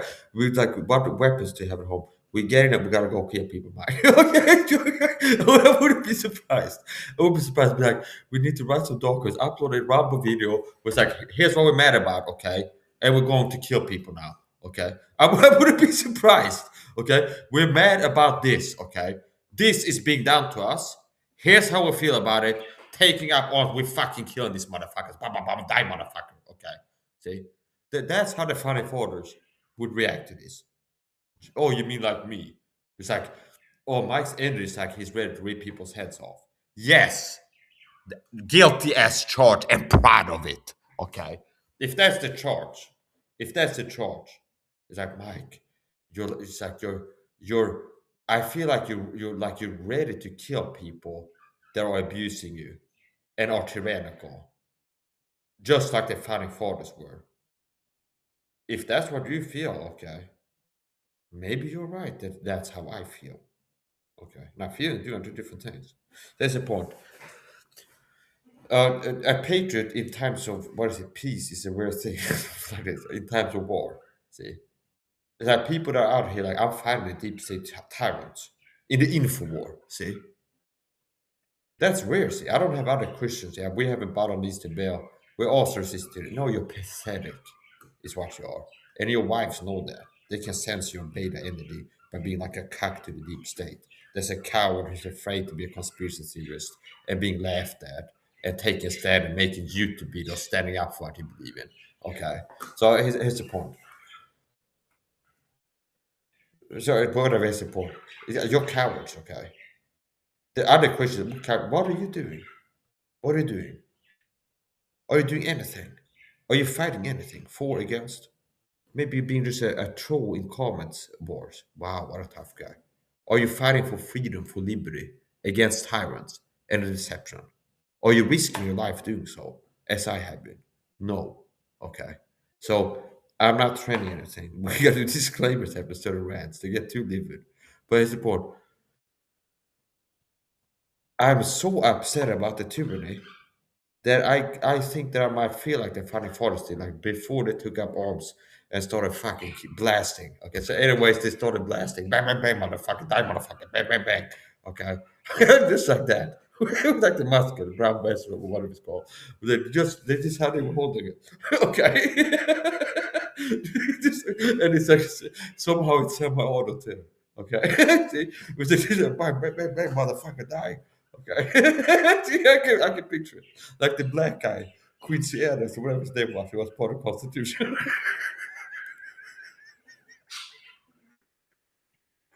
I can picture him especially doing like drive-bys on like a horse-drawn buggy. Okay, against the British. Pull up on King George with his red coat and marching with like little trumpets and like do do do do like the goofy music, always goofy. Okay, like do do do do do do. Okay, it's like this Quincy Adams guy who was part of Constitution. Like pulls up on a horse-drawn buggy. You gotta die, motherfucker! Bang, bang, bang! And starts blasting us. Now, in the old school, in that time, they couldn't do like several times. It was like, pa, pa, pa, pa. They had there like a stack of muskets like in the back. It was like, it's one musket, bang, give me another one, bang, and they had to get another one. Understand? It's like for rapid fire, you had to like keep like getting a new musket, like a fresh one, and you can shoot it once, and then somebody has to reload it. And you can get the next one. And then bang, we shoot once, and it's like so basically the hit team would be like the Founding Fathers hit team would be like this. It'd be like a horse-drawn barge, like the little hospital play, where they have like a cart and like they're riding it, okay. They have like one guy in the middle with the gun, and then one guy holding the stack, ready to like pass him a new one, a fresh one. And the guy on the left would be the reloader. So like this guy shoots, gives you the rifle, you start reloading it immediately. This guy hands you a new one, bang, and then you had that one, and he starts loading it. So a three-man team would work. Okay, that is the point. They might be better off if each guy had a musket on the side, and it's like they take turns shooting. Like what's it called? Like rolling fire, like stagger. Whatever is the point? So we're getting facetious, but it's like the founding fathers, they were really something else, understand? And I'd be like, they'd be up there in heaven, and be like, yeah, this guy is like carrying the whole team for freedom right now. Alex Jones is a fake. Andrew Tate is a scumbag. Like this guy, Mike, is the only guy who's is really like keeping the energy going. Like he's the one guy who's got like the Olympic torch of the freedom flame in his heart, and he's carrying it for the whole team right now. I would be surprised they say that in a more eloquent way. Okay, and they write it with like a goose feather in a book. Well, here's the point. So yeah, whatever. That's the thing. We're gonna keep going. Okay. Yeah. Yeah. including the knowledge of anticipated actions. Yeah. So this is part like the superiority. It's like, but that's gonna be part of the deep state. This is applying to the deep state at large. Meaning, he's talk about gang stalkers having some kind of narcissism where it's like we enjoy being part of a secret club that know what we're planning to do as abuse kids to the target next week or something like this, to try to get a stalled response out of them or make them stressed and hope we can be like, oh look, he looked scared, he got a jump scare. We made a sudden noise and he targets like, oh for this, ha ha ha. Okay, they looked scared and we say, oh we got scared. Oh, see, okay, that type of stuff. And if they would fail at that, that means that they're your bitch, understand? And not the other way around. And that becomes clear from how you treat them too, if you're the dominant alpha in charge in the environment, or if they are. Okay. Sooner or later, it becomes clear who truly has the dominance in the environment. So here's the point. Here's the point. We're getting like really like once my reptilian brain learned advanced, sophisticated language, it is different level. Understand? It's like I shall maintain dominance in my territory. Understand? Okay. I am the alpha male in this environment, and I am the dominant one. Okay. It's basically where it's like being sophisticated, describing the feelings welling up in me when I'm being abused. So, well, right here's a point. So that is a point. We're getting a little bit too off track. So here's the point. It's the same thing that is talked about applying to gang stalking that applies to COVID, where the deep state were part of groups. It's like we're working to find the right virus to release in the pandemic we got planned. And it's like us, Skunk Mason, Oddfellow Secret Society members, and Bilderberg Group members, and Bill Gates, and Epstein, and Trump, and these other people. We know that we're going to have a pandemic coming this year, and we're going to have all these people in fear of the virus and get them to uh, be afraid of the virus that we created and released in the world. And they're gonna get this psychopathic, narcissistic kind of, yeah, we enjoy this type of stuff. And this type of people that me and the founding fathers will go like, this evolve, what's gonna happen to these people? Uh, it wouldn't be like a Ritz hotel first class, okay? Spa treatment. That the group is initiating internally and that are to be inflicted on the victim or the target by surprise. Yeah. That's part of it. Taking the victim by surprise is a very empowering experience. It's intoxicating. There is a power inebriation within the group. I will describe now 10 situations where gang stalking is actually very common. People with narcissistic personality disorder, and to some extent people with borderline personality disorder and antisocial personality disorder, tend to use emissaries. They're known colloquially as flying monkeys. Yeah, and flying monkeys are people that work for the program. I've had retarded goofs when I talk. I'm a total vegan. I'm talking gang stalking by so-called flying monkeys, and all of a sudden they're like, "Oh, he thinks that the monkeys that have wings. Maybe it's a paraschizophrenic that sees hallucinates and sees like monkeys start flying in front of his eyes. Something like this. Do you understand? Because they're uneducated and lack knowledge. It's like, you know the thing about smart people? They sound like crazy people to dumb people. It's an Einstein quote. It's like, oh, Marcus, it sounds nuts to me. He's using words that you know if you have studied something for thousands of hours. Okay. That means he's crazy. So whatever, so we get facetious. Pull up his video again. They tend to recruit and convert people to the cause, and then they send out these people as cannon fodder or kind of soldiers. And the flying monkey's role is to communicate with the target and the victim and to cause the target or the victim distress. Yes, and how does that work? Narcissistic dominance abuse is how to do it.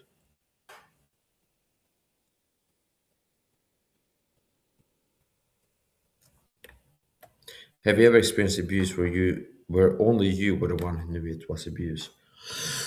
You may have experienced dog whistling, a covert form of abuse that is to strategically disorient the victim while escaping accountability. Meaning, you want to have people targeting an autistic individual with abuse without the person being, oh, look, I'm being abused. Okay. That's why I got this anger at him. Okay. No, it's like, oh, so they can have the person be abused. But if they go, you're abusing me, it's like, oh, the guy's paranoid and crazy. We need to get him in the psych ward about it. Swat him. Send the cops to go get him. We need to put in psych ward for being crazy. See? For claiming that we are abusing him. Okay. Because they've been so settled in it. That it's like, it's hard for people to tell. And more easy to go gas up when the target is crazy. Dog whistling is a term used to describe coded language or subtle signals that relay something seemingly innocuous to most people, but has a specific, usually controversial underlying message. And this is basically what you hear me talk about when I say that Do the Bible Church, Andy Woods, Rafi and Gordon has taught me for the Gangstalked program with so-called narcissist abuse tactics. Because that's the truth that I'm telling you. And to obtain favorable outcomes by initiating this kind of contact or communication. Many flying monkeys are unwitting collaborators, but some of them are fully aware of what they're doing. They are, for example, self-aggrandizing covert narcissists who seek narcissistic supply. And notice how these people are weak and abuse are weak and pathetic.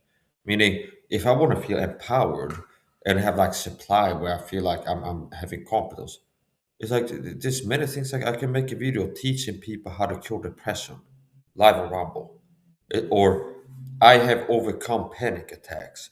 If you are suffering panic attacks, I can teach you how to deal with it. See, if you want to know many people that are stressed or have anxiety, I can teach you how to improve this. See, this supplement, that supplement, stop doing this and start doing that. See, and it's like, oh, that actually has the effect of somebody, if they take my advice, will be improved.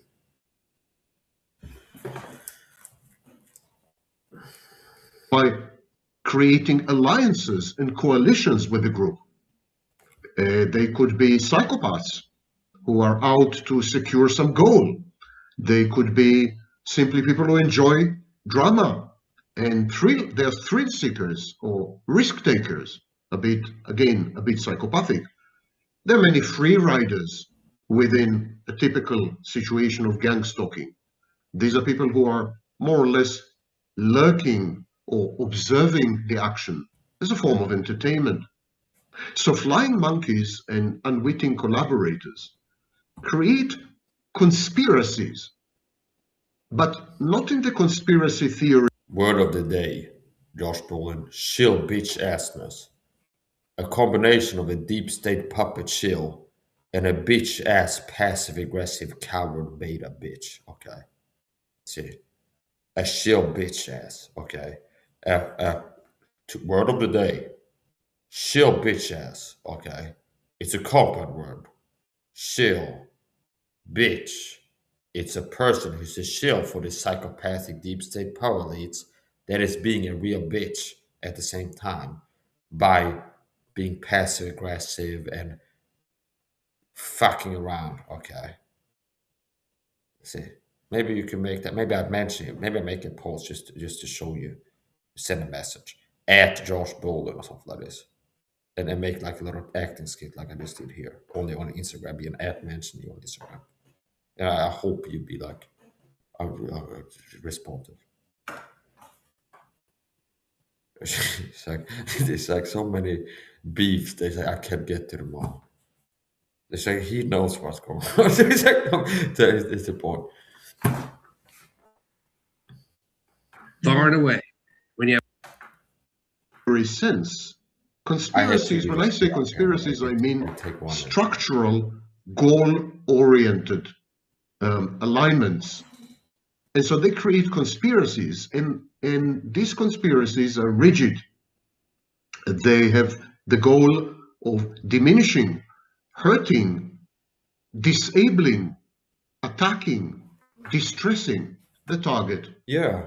Mike says a Christian who has the real gospel in Sweden and has shown that he's willing to preach it and share it, and if left alone and not provoked all the time, ends up being liked by people and respected. And he's got a lot of value to bring to the table and teach people how to be healthy mentally and physically and inspire and motivate others. And it's like, yeah, we have to work to destroy his life and sabotage his mental physical health and decrease his performance and things like this. All other guys are for the greater good because he wants to eat your children or something like this level stuff. Or the victim.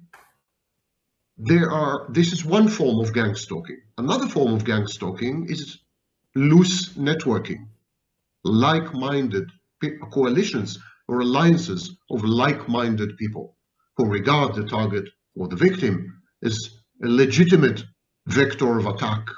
Yeah, which once again gets into the different types of people participating in this. So if you're talking video, Christian, you have some Christians that believe in the Nephilim, so-called.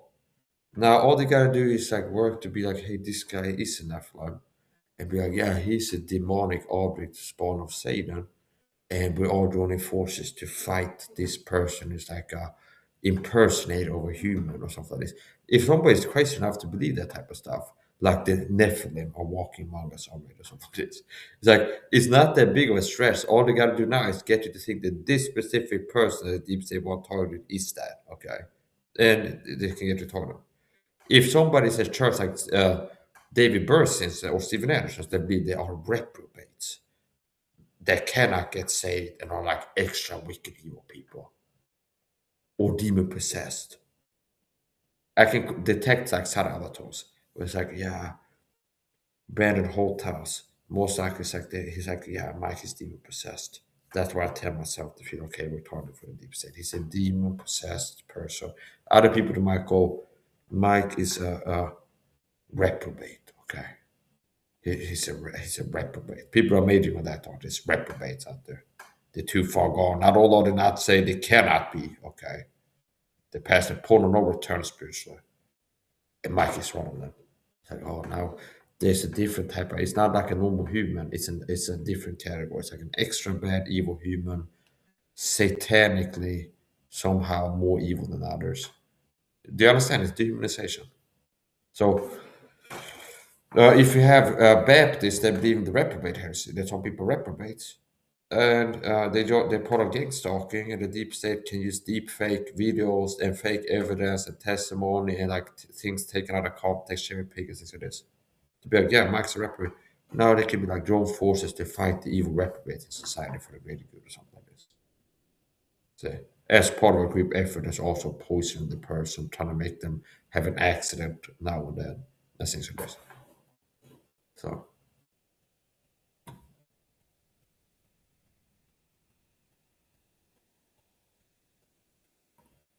Or in ministries, where Tom Stegall couldn't get up and be like, Mike, we've been poisoning you like a rat, like you deserve to be. Okay. Because like, do you understand? It's like, oh, this is mutually exclusive being a pastor of a church, act like this. So it's like we want to do that type of stuff. While still being accepted as like a serious pastor, okay. So we had to be subtle with it, how we communicate things like this, of this sort. See?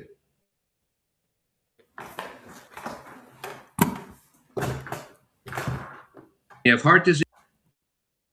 They think the target and the victim deserve what they have coming. Yeah. Yeah. So, flying monkeys, collaborators, allies, free. I mean, what they got in the death talk, so they're gonna have people all like the Nazi brainwash minions be like, yeah, that's what they get, Mike. It's like, we know that they did that too. You had a dentist poke hole this tooth infection, and you deserve that. Okay. Somehow they've been brainwashed and thinking that it's okay to do that to humans. Free riders, they all join the group. They all form a part of the crowd, a part of the mob. And this coalition attacks a highly identifiable target indeed a targeted individual usually. Of course, gang stalking can have as its target a corporation or an institution or even an idea or a belief or an ideology or a political party or a political candidate. Anyone could become and anything could become the target or the victim of gang stalking. To claim Yeah. And don't complain at those that heard me talk about being a talking video. If you're a Christian out here watching this, there's honest people say, I can't be bothered, I don't care. Okay? If you end up being targeted, don't be out here whining, I'm mad as hell, I'm being targeted and nobody cares or something like this. What are all the other Christians doing? I'm being persecuted here. Okay? And it's like, don't complain, because you fulfill your right to complain. If other people it's happening to them, you don't lift a finger. Okay? Then maybe God is putting justice, you reap what you sow. Well, let some Christians go through little what I'm going through, like being targeted with this. Or like Edward P.F., have something befall him that's similar in how it affects you, like end user experience, like having cancer or something like this. See? Having cancer. It's like gang stalking is slowly murdering people, poisons you. So, okay. And Ed helps this program, Target Mike, a Christian brother. He helps the deep state murder Mike and get away with it by making these guys crazy stay away from him. I would be surprised if that's part of our guy let the cancer come back in full force. Then Ed hasn't uploaded a video for 8 months because I'm so sick and tired and really I can't make videos. Now, if you think, oh, Mike, yeah, I don't care about you like me. I'm not Mr. Nice Guy, I understand. They like, Mike, you sound so mean. The person made a PR video helping the deep state do gang stalking thing. Because this guy claims to be like, he's crazy, stay away from him. Okay. See? So, yeah, that's definitely makes me mad. Secondly, he has videos saying, if you're a bad Christian sinning, doing bad things, God can make you have health problems. Okay. He can make you sick as punishment, as discipline for you being an evil Christian. I see him being super evil, getting super sick, and I go, maybe like he's been teaching, it's because of his sin, okay, that he's getting this sick. And he's been teaching, if you really sin for as a Christian, God can make you sick, even make you sick and then kill you, like a mortal disease. Okay. Oh, but Mike, you're being me. No, bitch. So it's like, yeah. If that's Tom Levy, yeah, this is no, that's not Tom Levy. We got I got two videos queued up here, so we'll get into one at a time. claim that gang stalking does not exist is absolutely. I love Edward Pierce, his his eloquence of speech. In his latest video towards and he goes, kind of, Jack Smack, you're thinking stupid things. Stop thinking stupid things. Okay. See, this is like his coaching. Okay. It's like, you're thinking stupid things, Jack Smack. Stop thinking stupid things. It's like, you understand? It's like, I'm sorry, Ed, you're infantile, like 12-year-old mentally and emotionally. And your IQ is maybe like 87 or something like this. Before the cancer hit you. Okay?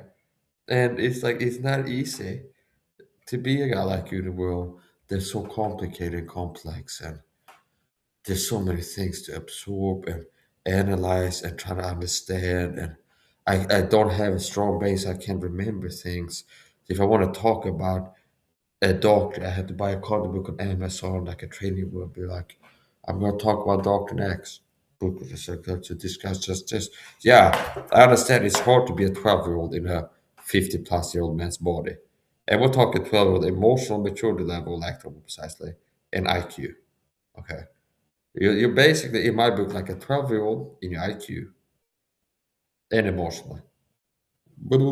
Trump. I like Stone Cold Steve Austin. Undertaker's gonna win again. Trump. It's gonna make him again. The globalists don't like him. Okay. America. Okay. It's like, okay. Okay. It's like, yes, okay. There's no more personal level of targeting than Edward P.F. did. As a useful idiot or as a non-participant, I don't care. Let's look at this person. Oh, Edward P.F. 123.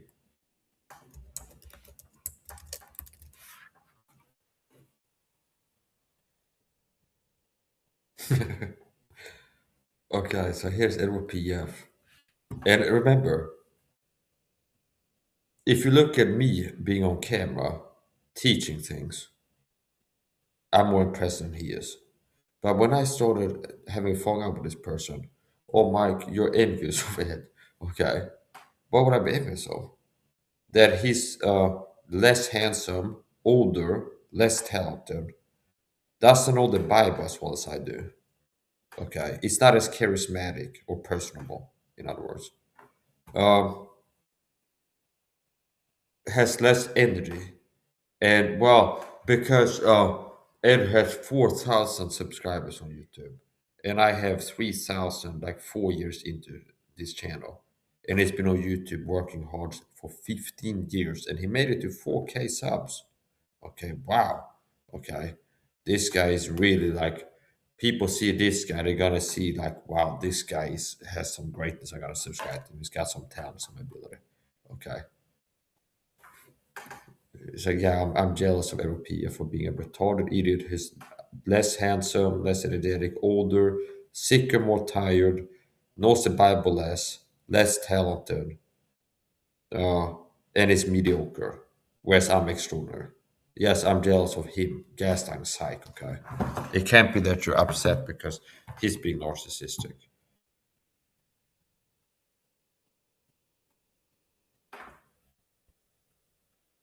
So I'm not joking. I think I'm making things up, okay? Oldest. What did I say? 15. Actually, it's 16 years he's been on YouTube. His first video upload, 16 years ago, okay? He made it to 4.26K subs. And what I'm reacting to is when I've been battling with this guy. He was his false going, Mike is jealous of Ed. He's envious of Ed. No, like, argument, called the argument, just you're jealous of Ed.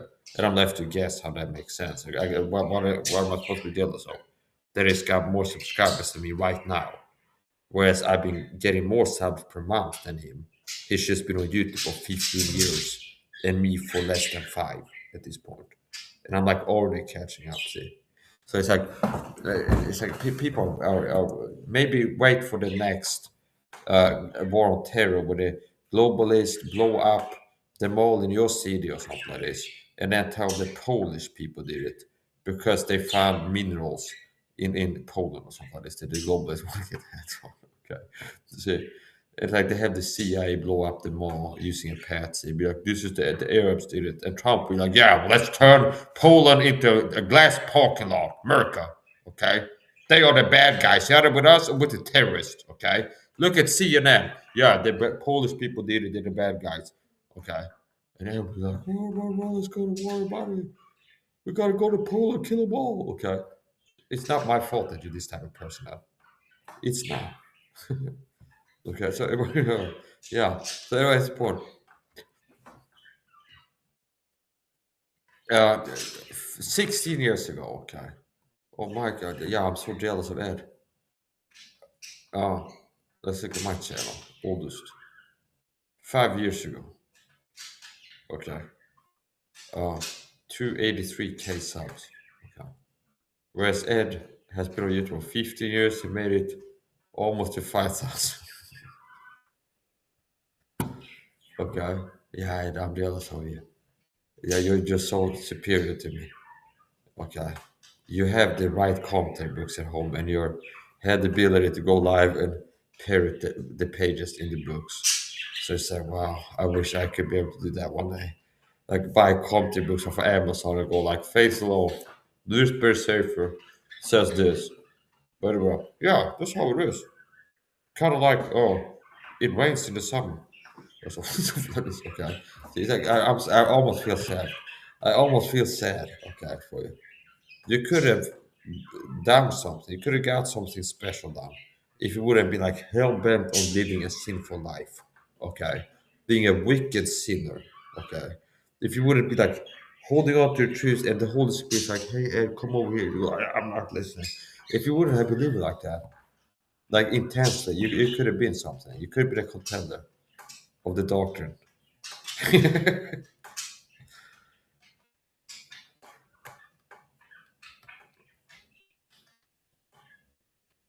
It's almost like this guy Eddie Woods. I can tell it's gonna be like the next Later Flowers. It's like, here's what I'm gonna do. I need to make 600 videos on Calvinism. Okay, because I'm trying to cement like a legacy and image to be like the next Later Flowers. One of these guys is like known to be a anti-Catholic champion. So it's like Eddie Woods. I'm out of here. It's like that's what I had that sense one day. It's like, yeah, I feel like he's trying to make a name for himself. Like he's the anti-Catholic guy. Understand? He's like a theologian that's like really good. You reference him, but deal with Calvinism like this. Okay, it's like the Tom Levy of Calvinism. Like this. It's like, do you understand? It's a certain level of somebody's confidence level. Because I cannot not reference this guy. Like even Tom Levy. If I marry him, I'm going like even Tom Levy. That's the point.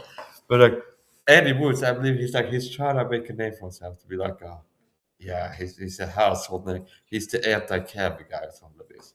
Like he keeps spamming these neo-Calvinism versus the Bible. Now this bitch doesn't have the Bible. Okay, Eddie Woods, the bitch doesn't have the Bible. It's like Eddie Woods, neo-Calvinism versus the Bible. Where's the Bible, bitch? Bitch, you don't have the Bible. You got a fake Bible. The NASB 1995. That's not the Bible. So you're a fraud, like the Calvinists are a fraud. It's like two pieces in the pod. It's like one heretic fighting other heretics. Your heresy is being wrong on the fundamentals in this way, what the word of God is. And calling something that's not the word of God, the word of God, the NSP 905. And then you go like the Calvinists are wrong, and they are wrong on the fundamental soteriology. Okay? So it's like fundamentally wrong heretics going like you're doing bad. Okay, yeah. So it's like WWE wrestling, Stone Cold Steve Austin and Vince McMahon, and then the Undertaker. It's like they still have the same puppet master Satan. Okay, being the source of heresy and the deep state. It's like, oh, we got a target. We don't need to be targeted. A Christian man. Oh, we do that, also. We persecute the church for you if we get told to. It have no dignity. So anyway. I'm gonna not finish up yet. We're gonna keep playing this video. Counterfactual, especially in the case of narcissists. Narcissists engage flying monkeys, their long arms. Yeah, and the flying monkeys are the people told me in this city and online for the Gangstalked program. They show up in my chat, told me, and you're too dumb to be able to tell that I've been told it. Even if I pull it out, yeah, here's a flying monkey. A lot of your army. They engage them in smear campaigns, in gang stalking campaigns, in targeting victims and others. Smear campaigns are a form, a variant, a private case of gang stalking.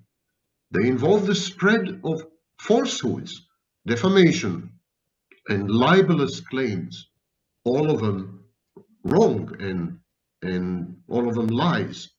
The spread of this misinformation and disinformation among the social group and the social network of the targeted individual, so as to inflict reputational damage on the individual and disable the individual professionally and also individually, psychologically. Smear campaigns create havoc and severe damage, even to physical health, but definitely to the target's ability to function, to the target's ability to obtain outcomes, interact and interface with other people, create alliances and collaborate with other people. In some cases, smear campaigns cost the victim dearly: his job, his marriage, his family, his prospects, his future. Smear campaigns are a blunt instrument in this sense.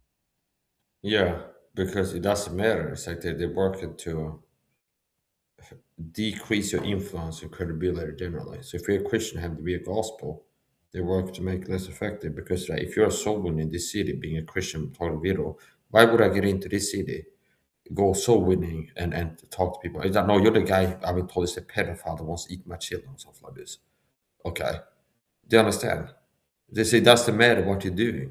It's like they're working to poison people against you, get people negatively biased against you in the community.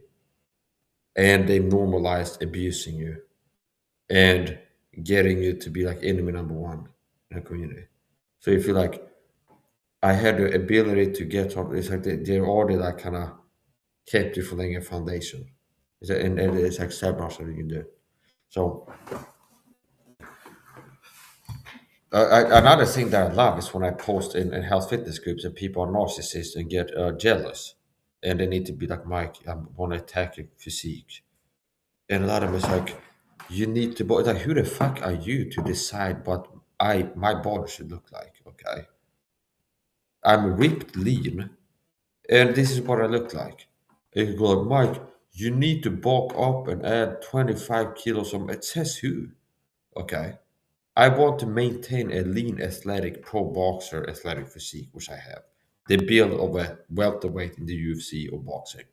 But if I'm exercising and I'm ripped with a six pack, and that makes other guys feel jealous, because Mike, you're too small, you need to make your shoulders bigger or your ass bigger, something like this. Then maybe you're gay. Okay? It's like you like they have hotel rooms for people like you with saunas in the basement and like free baby oil and stuff like this. And the Masons are in there. the Masons run them, these type of clubs. They love the frozen, bring your own frozen hot dog nights at the local sauna lodge, where every female lodge, the basement is a sauna. Understand? With baby oil. With the baby oil. They have it on tap. Like the showers are baby oil. There's no water. It's like it's all baby oil with the fentanyl. Understand? Like yeah, the fentanyl built into the water supply. Okay. And it's like, what else to do? Frank the father would know, understand? He would know. He would know. He's been there, understand? He's been taken to these type of places. Once he got the tattoo with all seeing eye, it's like I knew at that point that it's like he's been born. Understand?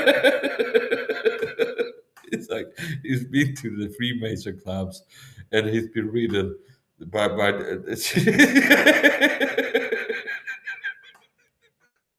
he's been taken for a ride. Okay, I feel bad for you. If you can find a soul in this, Frank, it's not too late to do something with it. Understand?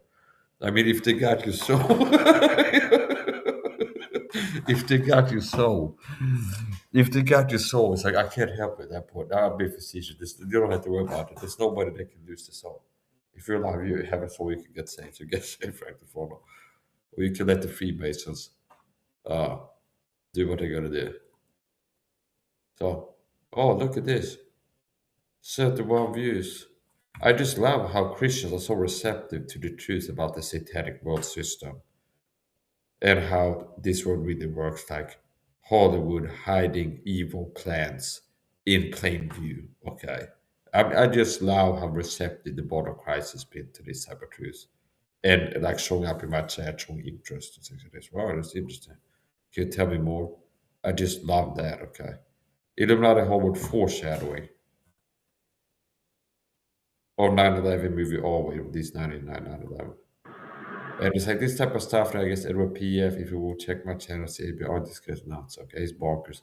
This guy's crazy. Stay away from everybody. Okay. See. So this is early era of Mike's out where it's like the videos were. I'm not joking. This sounds like it's a bad joke. But this, how I record these videos, I had a kettlebell on the desk, 12 kilo kettlebell, and I had duct tape a car dash cam, which I bought from Wish, understand, to it. And it was plugged into the laptop. Anyway, if my microphone was really bad, but I built it like a built-in microphone. It's like what is car dash cams like $half off of Wish, understand? And it's like, it's like, I need to have it on my desk. It's like I duct taped it to a kettlebell and had a kettlebell on the desk. I'm glad I didn't drop it. My foot forgot I still come shoes. So that's even later on in the mics are lower. Understand? It's like if you missed out on it.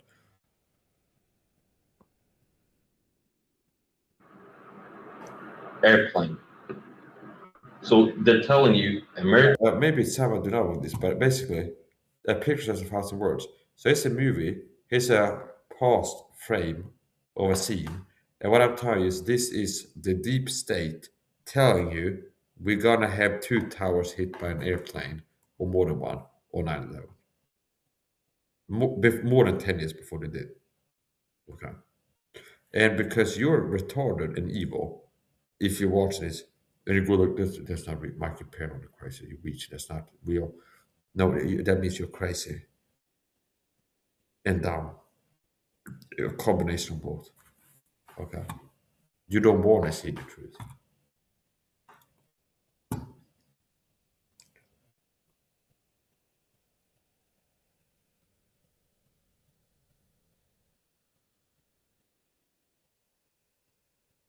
Oh, but when Mike does this, that he's outshining us Tom Stegals of this world and Andy Woods because he has some real ability that God has gifted him with the ability to discern truth that nobody else has been discerning in our communities. We have to discredit it. It's esotericism, it's the burn in the bosom, it's the shadow teachings. Let's have a fly mic on the chat. Yeah, the Bible's not good enough. We need the shadow teachings and stuff like this. Okay. It's like the people really disgust me. Sense. Anyway, back to my. They are highly destructive. And so they are founded, smear campaigns are founded on groups of people working together. They lend each other credibility. The very fact that Yeah, they lend their credibility. Part of that is if you have a lie, narcissists work like this. It's like narcissists live on lies, okay? So lies don't have long-term power. So if a narcissist goes like, I'm like the smartest guy in the whole world, and that's not accurate. It's gonna the reality is gonna start disproving this because it's not beyond. They're gonna start feeling like it's not true. So this is always gonna be happening. They need somebody to go like, yes, you're the smartest person in the world. And now they can like, kind of keep the lie real to themselves a little bit longer. If they get a lot of people like Trump, you're a great president, it's gonna make America. It's like now it feels realer because there's a lot of people are believing my false self. See, if like a narcissist, a Raphael Gordon, it's like I'm a great pastor, the best soul winner on YouTube or something like this.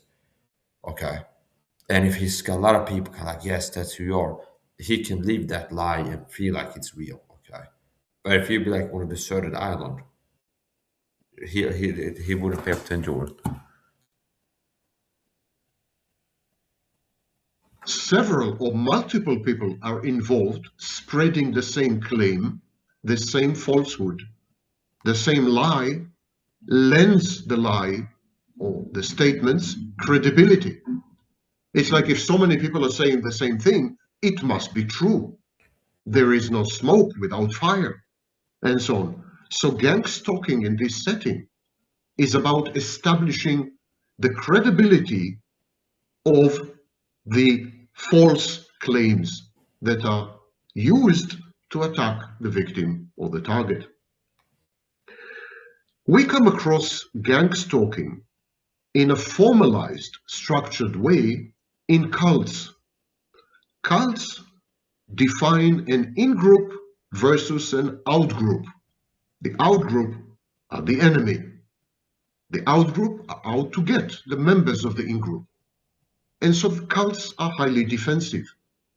And cults engage in othering in the bad sense, othering of potential enemies. Cults are very hyper-vigilant and very often paranoid. So Yeah, and being a total weirdo, that's totally both online and real life. When I see Christian ministries participate in targeting, I can pick up on paranoia. Where it's like Mike, it's like he's some kind of a demon possessed person or this. It's like yeah, they're paranoid. They're paranoid, and they have a reason to be because they're frauds. These pastors, deep state sellouts, and people that can see them for what they are a threat to them continuing living, being accepted as a good old Christian pastor boy, when in reality is a predatory abuser of God's children, deep state sellout jail. And it's like, so it's like, yeah, they have a reason to be pregnant. The cohesion of the cult depends crucially on the existence and the targeting of an external enemy. And because all the cult members participate in this activity, cults by definition are just another name for gang Finish stalking. up, and I conclude on this point. Next are the mentally ill. So, since Mentally I'm ill a poor people, individual, there's a especially program people working to with discredit me when I speak the truth personality about disorders. Gangstalked. And since I'm not a TI claiming that the program is reading my mind with satellites, they understand the intention is to, I'm a whistleblower, speaking the truth about gang stalking, being taught about it. The abusers need me discredited. And since I'm not out here claiming that they're reading my mind with satellites, it's harder to use the angle that Mike's a paranoid schizophrenic. Okay. So we had to go to he's a narcissist. See? Oh, he thinks it's so important that people be doing all these things to him, and it'll be a group effort to talk. But the people that are part of it is like, no, yeah, there's a group effort and we work toward this guy. Understand? But it's like to the outside world, it'd be like, yeah, this guy's paranoid thinks it's a group effort to talk about it. No, that's not happening. He's just a narcissist. He thinks it's important enough to have people talk to him or something like this. See? It's like the same people are talking with narcissistic abuse, like gaslighting via flying monkeys that got recruited by a smear campaign to target you. The same people tell that you're a narcissist. And there's some fucking disgusting freak, fake narc support people. Like, I'm here I'm a person making video narc abuse for people that are targets of narcissists. And if a target like me subscribe to the channel, it doesn't take long until some of these people start doing narcissistic dog abuse tactics too. That's happened more than one time on YouTube. Like a narc support person. It's like, I'm making videos for targets of narcissists. And your target video is like searches gaslighting and stuff to help defend against the target. You end up subscribe. And they've been talked about the narcissist in power, the psychopaths, and they've started narcissistic dog abuse tactics. See, I've been subscribed to the channel for 2 weeks, and it's like the third video they started doing like the targeting, like the subtle narcissist dog abuse tactics. With the reference something they got told about putting a t-shirt that has a word on it that's been a CME or harassment the last 2 weeks or something like this. Do you understand? A certain word if five marks have been used around you, the person can lead in with that. And this type of stuff. I'm not joking. So it's like, wow, that's really like great. Okay, you win the Olympics too. It's like your whole identity is I'm anti-narcissistic abuse. Psych, the most severe form of it in this world, I'm end up joining it and working for it. Okay, see, it's like wow. Okay, Richard Grant is one of these people. I'm not. He's a deep state shill. And it's like they mock you to your face. We like to do this sort of thing where it's like the thumbnail to show he's a good shield boy and do like this and have another teacher with the stuff. Richard Grant is a fucking deep state shield. I'm not afraid to say it. Okay. He's a fucking deep state shield. He's targeted with narcissist abuse tactics. So he is one of those people that's working the perception manager and control how you look at narcissism and psychopaths and ever so sadly get you to think that people prime you to think that people like me are narcissists. And if I lash out in anger, it's because I'm a narcissist. See? And if people like me end up losing it, it's because we're narcissists. See? It's not that we finally had enough of being taught by narcissistic, abusive flying monkeys. Taught us with narcissistic abuse. No, we are the narcissists. It's like, I don't care. I don't care. He is one of these people. 100%. 100%. So, what else? What else? I'm gonna finish up. Till next time.